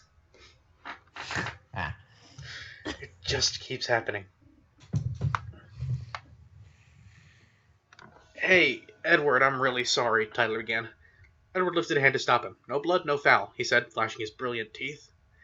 Get it, vampire. Moving on, he moved to sit on the edge of Tyler's bed, facing me. He smirked again. So, what's the verdict? He asked me. There's nothing wrong with me at all, but they won't let me go, I complained. How come you aren't strapped to a gurney like the rest of us? It's all about who you know, he answered. But don't worry, I came to spring you. Then a doctor walked around the corner, and my mouth fell open. He was young. He was blonde. He was Neil Patrick Harris. And he was handsomer than any movie star I'd ever seen. Doogie Howser.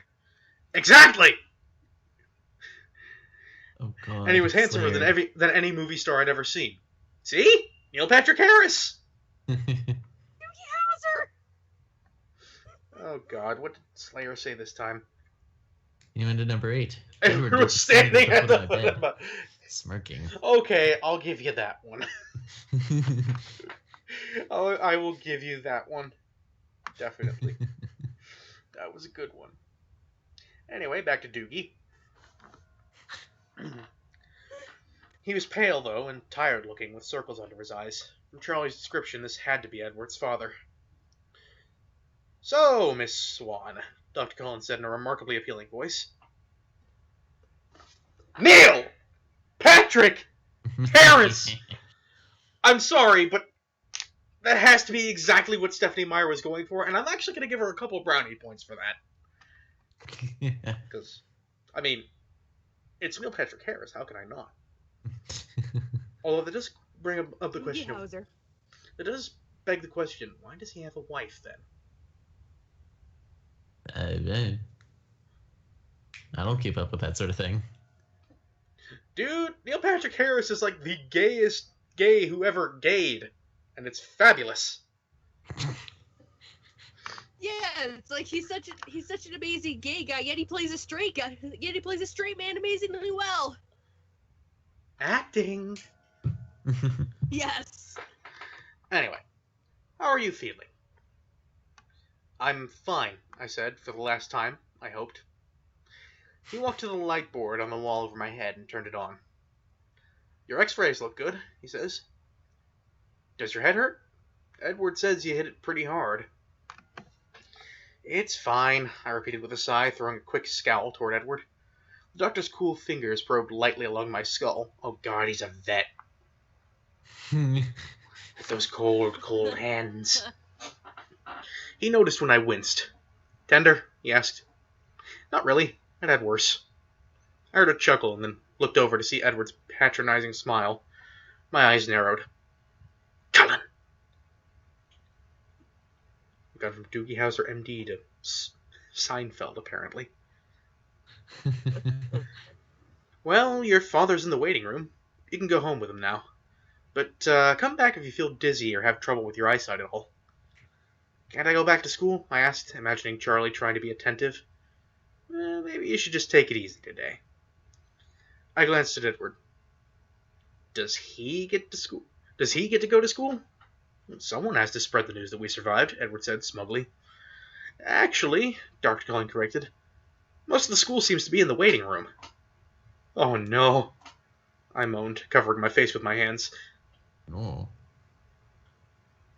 I mean, that must be a really big waiting room. I guess so. I know the school's supposed to be a bit on the small side, but even a small school will probably not fit in an entire waiting room. At least not without the fire. Unless the doc is exaggerating, but still. Or the fire marshal, or the fire marshal's about to have a stroke. One of the two. No kidding. Dr. Cullen raised his eyebrows. Do you want to stay? No, I insisted, throwing my legs over the side of the bed and hopping down quickly. Too quickly. I staggered, and Dr. Cullen caught me. He looked concerned. I'm fine, I assured him again. No need to tell him my balance problems had nothing to do with hitting my head. Take some Tylenol for the pain, he suggested as he steadied me. It doesn't hurt that bad, I insisted. It sounds like you were extremely lucky, Dr. Cullen said, smiling as he signed my chart with a flourish. Why does my chart say Hauser? Oh, that's just... Oh, don't mind me, that's just a little in-joke. Lucky Edward happened to be standing next to me, I amended with a hard glance at the subject of my statement. Oh, well, yes, Dr. Cullen agreed, suddenly occupied with the papers in front of him. Then he looked away at Tyler and walked to the next bed. My intuition flickered. The doctor was in on it. Dun, dun, dun! Oh no, intrigue in the ER. I'm afraid that you'll have to be staying with us just a little bit longer, he said to Tyler, and began checking his cuts with a bendy straw. Oh, Dr. Acula.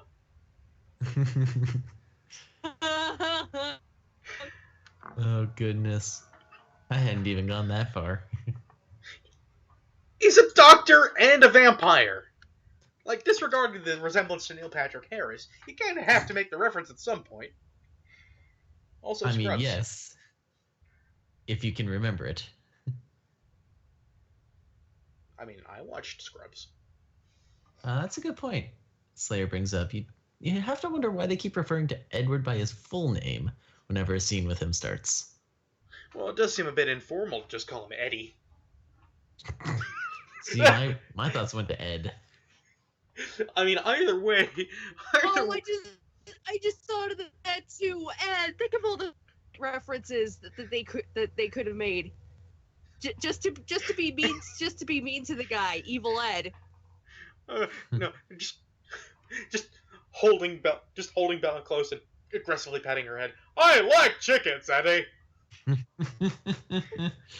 No, see, I'm still thinking of Evil Ed because of. Have neither of you guys seen Fright Night? I have not. We've been over this. I'm not exactly the sort for,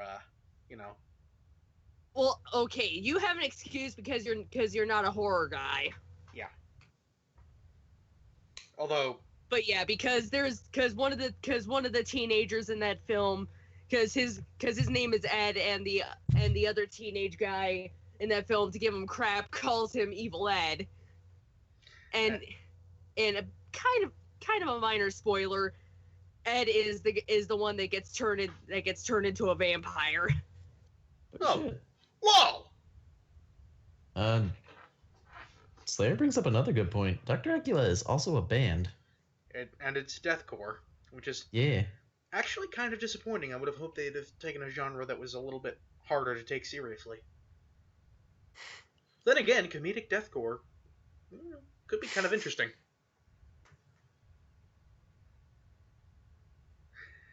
Well, anyway, I try and find out later, but I've already done enough screaming for one night.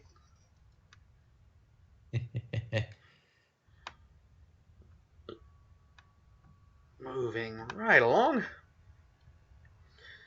Yeah.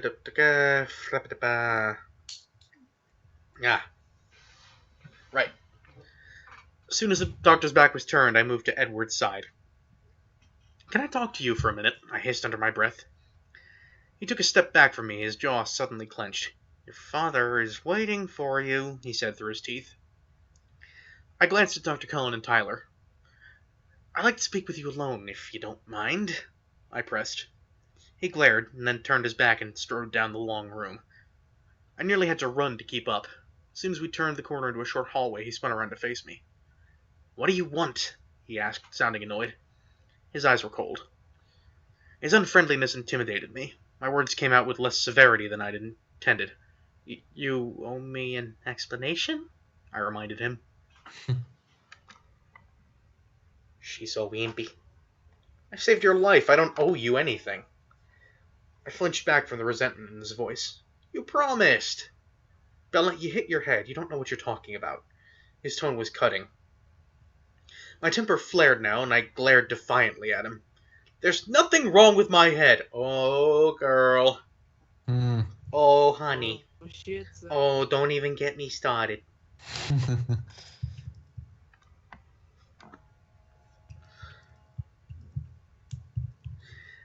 He glared back. What do you want from me, Bella? I want to know the truth, I said. I want to know why I'm lying for you. What do you think happened? He snapped. It all came out in a rush. Well, shit, somebody get the 8-string guitars and bizarre 7/4 time and bizarre 7/4 time key something. I don't remember my music terminology. But any excuse I get to make a retro metal band reference is always a good excuse.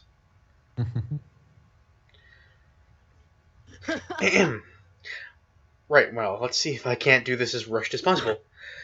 All I know is that you weren't in the Tyler didn't see you either, so don't tell me I hit my head too hard. That van was going to crush us both, and it didn't. Your hands left dents on the side of it, and you left a dent in the other car, and you're not hurt at all, and the van should have smashed my legs, but you were holding it up. I could hear how crazy it sounded, and I couldn't continue. Mostly because my John Machida impression is just not that good. Micro Machines. Or Transformers. I know it. Guess where I know I'm from. I was so mad I could feel the tears coming. I tried to force them back by grinding my teeth together. That's... No, the teeth come... No, see, if you're clenching your mouth shut to keep the liquid from coming out, it's not tears you're dealing with, it's drool. Might want to go back and have a second opinion on that head situation.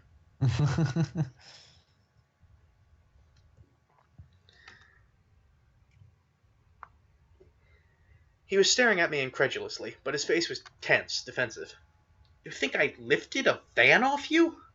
His tone questioned my sanity, but it only made me more suspicious. It was like a perfectly delivered line by a skilled actor. Oh no, that's his dad. I'm never going to let that go. No. Never. I merely nodded once, jaw tight. Because of the drool and all that. Yes.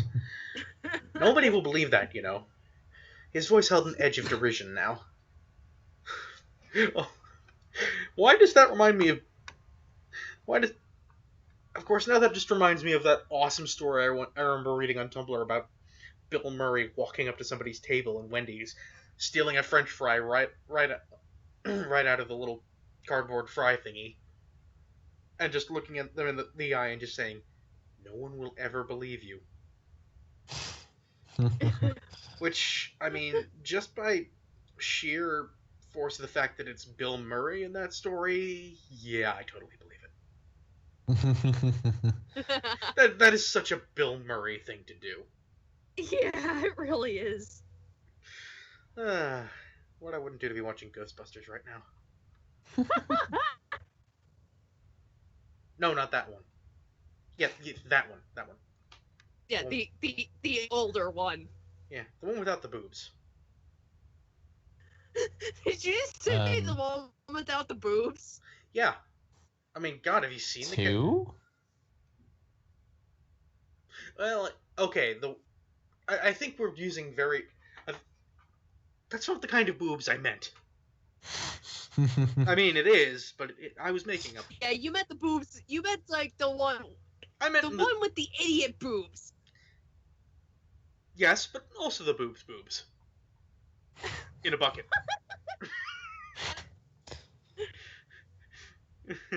Are you the keymaster? No?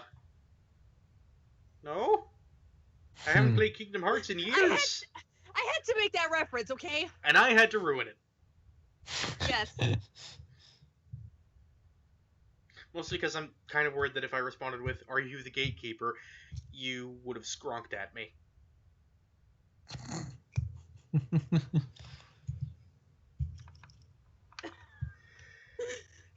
kind of that's his laugh was a skronk. That just made things weird. Weird. Yes. I'm not going to tell anybody, I said each word slowly. Oops. Carefully controlling my anger. Surprise flitted across his face. Then why does it matter? It matters to me, I insisted. I don't like to lie, so there better be a good reason why I'm doing it. Can't you just thank me and get over it? Thank you! I waited, fuming and expectant. You're not going to let it go, are you? No! In that case, I hope you enjoy disappointment. We scowled at each other in silence, and then they kissed. I was the first to speak, trying to keep myself focused. I was in danger of being distracted by his livid, glorious face. Oh God! Is this what about to become? Is this what reciprocal tsundere looks like? This is horrible! It was like trying to stare down a destroying angel. Which, I mean, if you play enough D&D, you're bound to find yourself in that situation once in a while. Zach. I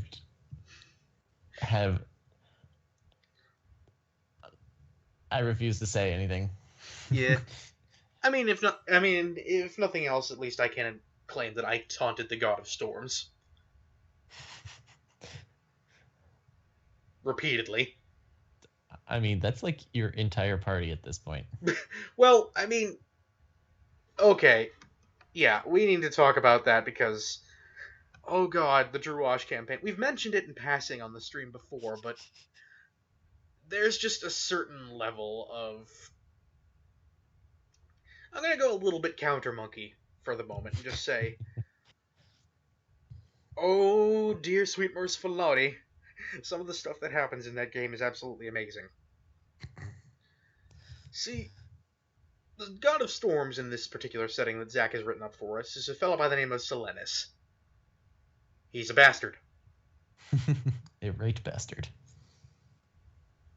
Yeah, I hesitate to call him a magnificent bastard because that'd just make his ego swell even further than it already has. But this is the kind of guy who never tells you anything straight, and if he does, he's lying to you.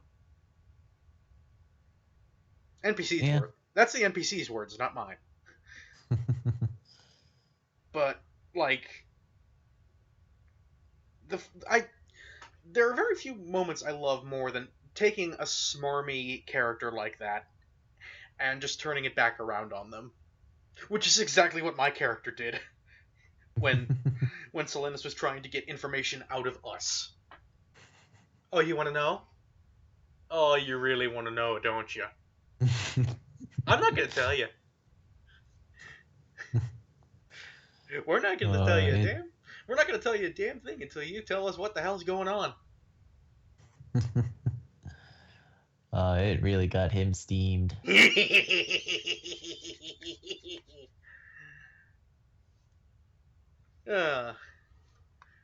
Nobody can out-bastard a literal bastard.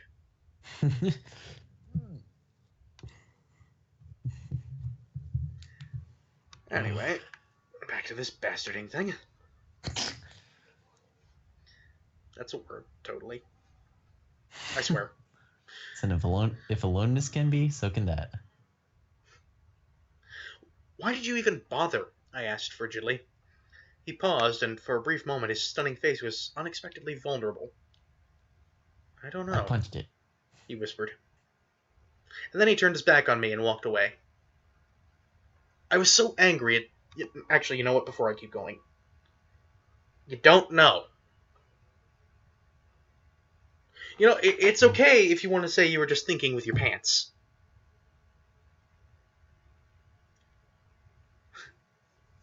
Look, I've been stuck as a teenager for the last... Look, I've been stuck as a teenager for the last century or more. Okay?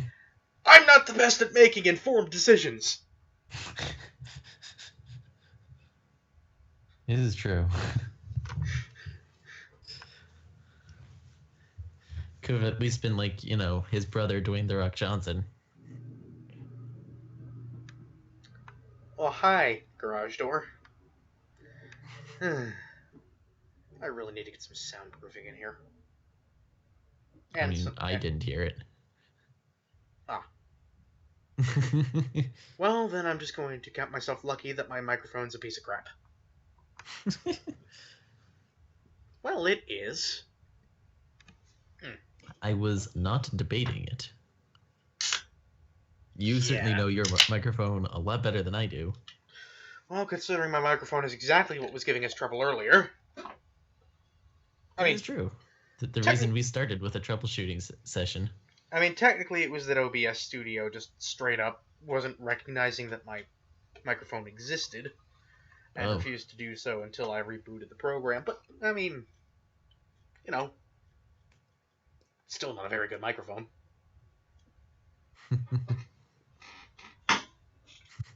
Like, I mean, like, I'm comparing this to Windy, whose setup is literally a Rock Band microphone with a pop filter made out of, what, pantyhose? That sounds about right. Yeah. I mean, it's kludgy, I should probably get my pop filter up at some point. Oh, you have a pop filter, and you're not using it. You bastard. Yeah. Listen, I still have boxes of stuff that is just... Pop filters are wasted on the young. Pop filters are a thing that exists somewhere in this room. I just am not entirely certain where. I wish I had a pop filter. Also, considering both of our audience members have talked about it at this point, should probably take down the Pro Jared face at this point. Oh, fine. Oh, I was enjoying it is no longer as innuendo-y as it used to be. Fine, it's gone. You happy now? As soon as we get back to the innuendos, it's going back in. I mean, you have more control over this than I do. I'm just... No. Gail doesn't... conveying the word of the people. Wendy does not play Rock Band, Slayer. She just cannibalized a Rock Band kit for the microphone.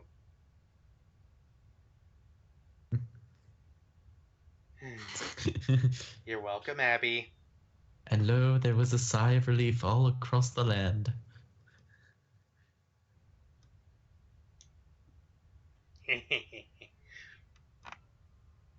Speaking of sighs of relief, the sooner we get this done. Yes. Yes!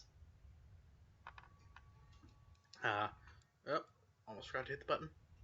There's the button. Da-da-da. I don't know. Walking away. I was so angry it took me a few minutes until I could move. Paralyzed with anger? What?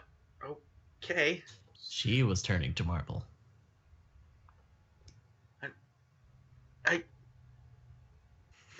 Okay. When I could walk, I made my way slowly to the exit at the end of the hallway. The waiting room was more unpleasant than I'd feared. It seemed like every face I knew in Forks was there, staring at me. Charlie rushed to my side. I put up my hands. "There's nothing wrong with me," I assured him sullenly. I was still aggravated, not in the mood for chit-chat. "What did the doctor say?" "Dr. Cullen saw me, and he said I was fine and I could go home," I sighed. Mike and Jessica and Eric were all there, beginning to converge on us. "Let's go," I urged. "Oh, yeah, sure, let's..." Calls them friends, refuses to speak to them. Oi. Isn't he a surgeon, though? Now that you mention it, that actually is kind of weird.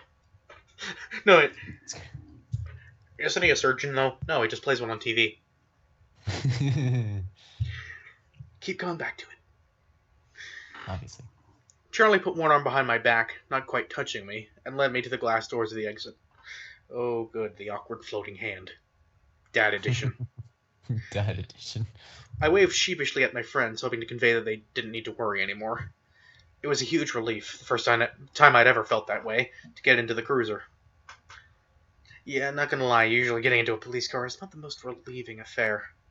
No, not usually. From the perspective of somebody who's had to sit in the back of one. Before any of you ask, no, I didn't do anything stupid. I just crashed a car. Kind of badly. It happens sometimes. Well, yeah, especially when they don't mark a sudden hairpin turn in the road. Oh, jeez. And of course I managed to hit a taxi full of drunk people at the time. I tell you, when it rains, it pours. I agree. Boy. Yeah. Back to this nonsense.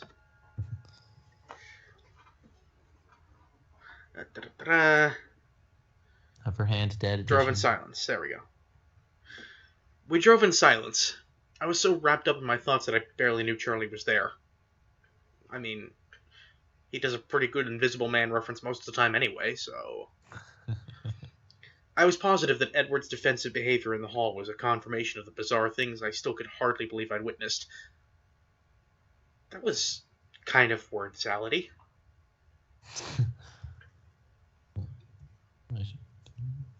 Yeah. I mean, I yeah. get where it's going, but it's structurally sound, but just awkward. Yes. Yeah. To answer your question, Slayer, apparently Wendy has popped off for a moment. And that is as much as I know. Yeah. Would have been nice if she'd actually, said that she'd be right back.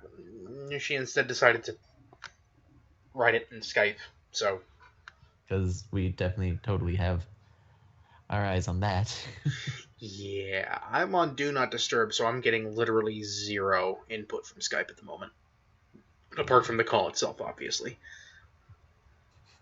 No, you've just been reacting to my witty remarks with just perfect guessing so far. I'm a sorcerer.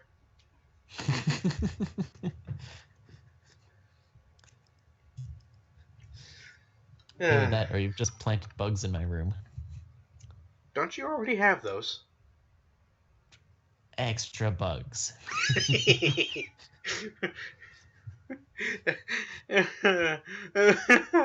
Listen, I let mine grow naturally wherever they want to. You had to plant yours. Now I'm just picturing actual character Bugman just reforming from his cloud of bugs.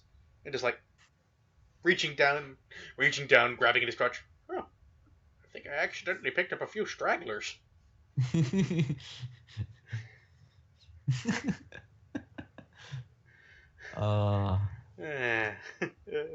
Cannot escape the innuendo canter.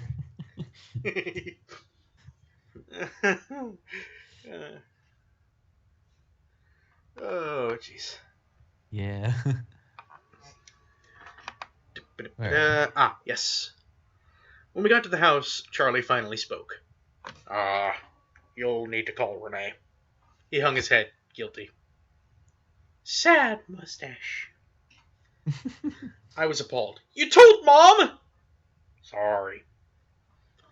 I slammed the cruiser's door a little harder than necessary on my way out. Wow. It's like Fluttershy. I'm so angry I could just kick something. Beep.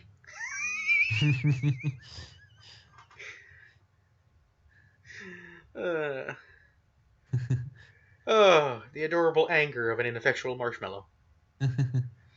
Also, oh no. The loving care of a, mother who would, I don't know, care that you got hurt, almost got run over. Yeah. Speaking of, my mom was in hysterics, of course. I had to tell her I felt fine at least 30 times before she would calm down. She begged me to come home, forgetting the fact that home was empty at the moment, but her pleas were easier to resist than I would have thought. I was consumed by the mystery Edward presented, and more than a little obsessed by Edward himself. Oh, you don't say! Stupid, stupid, stupid. My words and the book's. Stupid, sexy Edward. Duh!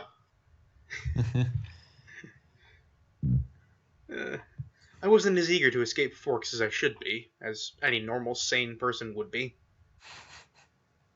Hey, Banner's perfectly fine, at least when he's not a big green rage monster. Seriously, you gotta love this superiority complex she's got over literally everyone in this entire bloody town. Including the town itself. Yeah. But,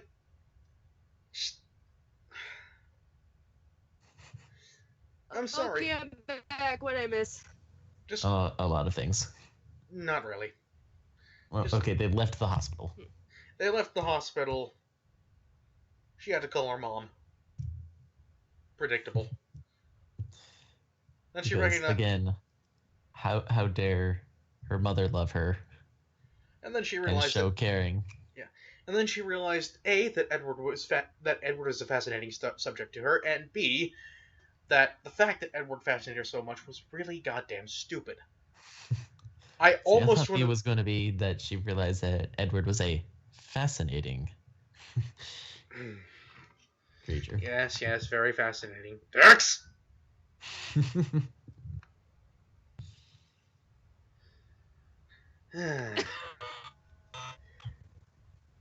You okay over there, Wendy? She's just printing. Yeah, that was just a weird laugh. Yeah. It did sound a bit like a printer. Okay. I decided I might as well go to bed early that night. Charlie continued to watch me anxiously, and it was getting on my nerves. I stopped on my way to grab 3 Tylenol from the bathroom. They did help, and as the pain eased, I drifted to sleep. That was the first night I dreamed of Edward Cullen. Don't make me. Fine. Dex! Oh my god. This is the Dix episode. Unfortunately, that's the end of this chapter, so I can stop now. Woo! The nightmare. I think I'm actually getting a little bit more efficient with this, amazingly. Yeah, considering we took that entire time to talk about the Scarlet Letter for a while there. Yeah, all things considered. Maybe this was just an especially short... Yeah, I think this might have just been an especially short chapter. Impressive, considering it's the only one where anything actually happened.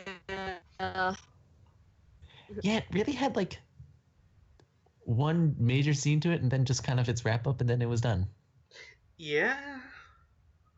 And then I guess it kind of had, a wrap-up of the wrap-up, but still.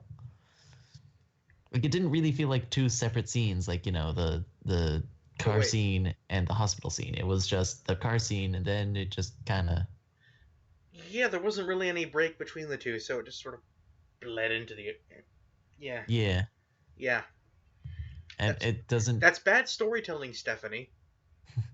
And well, the hospital scene is trying to set up, she's picking up on the fact he's a vampire. It really didn't feel like it did a good job of helping with that. The car scene did a better job of helping with that. Yeah. Like, the only thing it would have added was the fact that, you know, she might think that Dr. Cullen is also a vampire just because he's aware of how Edward works. I mean, that doesn't necessarily mean he too is a vampire. It just means Fine, he knows his son is a I don't know. vampire, which He's a dragon, I guess. I don't know. he's not a dragon. You don't know that. Well, he might be Puff the Magic Dragon. I shouldn't make that. That is a shameless, horrible gay joke, and if I weren't a little bit gay myself, I'd feel really ashamed for coming up with it. As it is, I only feel somewhat ashamed for coming up with it.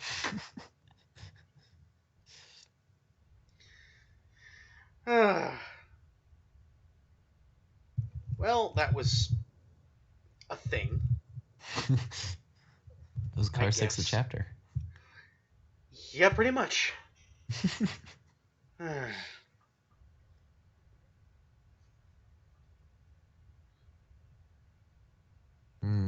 Yeah. Well, I mean, that's really there's really no better way to wrap up what just occurred than Car Sex the chapter. I'll be fully honest. So I guess we'll just call it a night here then. I really don't want to have to get into chapter 4 at this point. That was more than enough for me. Thank you very much, especially especially in regards to all the technical difficulties I had at the start of the stream and all the various little args that occurred therefore afterward. Anyway, I have no idea what I'm saying anymore, so I think I'm just going to go ahead and call it a night here. Thank you all so much for watching. Once again, thank you for sticking through this ridiculous pile of non sequitur and distraction and occasionally vampires, I guess. Yeah. If you liked it, do bear in mind that Wow, I'm brain farting I'm brain farting on the outro now. That's fantastic. If you like the show, do bear in mind, however, that we do this every week, same time, same place, and new this week, and I will be adding a link to this at the end of the stream. We now have a Facebook page. If you right, that's the thing. Yes, indeed. So, if you want to have a more direct line of contacting us whenever we're off stream, if you want to see what we're up to outside of streaming, anything like that, feel free to go to the link that I have. Go to the link that I have not yet supplied. I will actually do that now. Facebook, thank you. Bookface, yes. There it is. You should go Facebook. Yes. I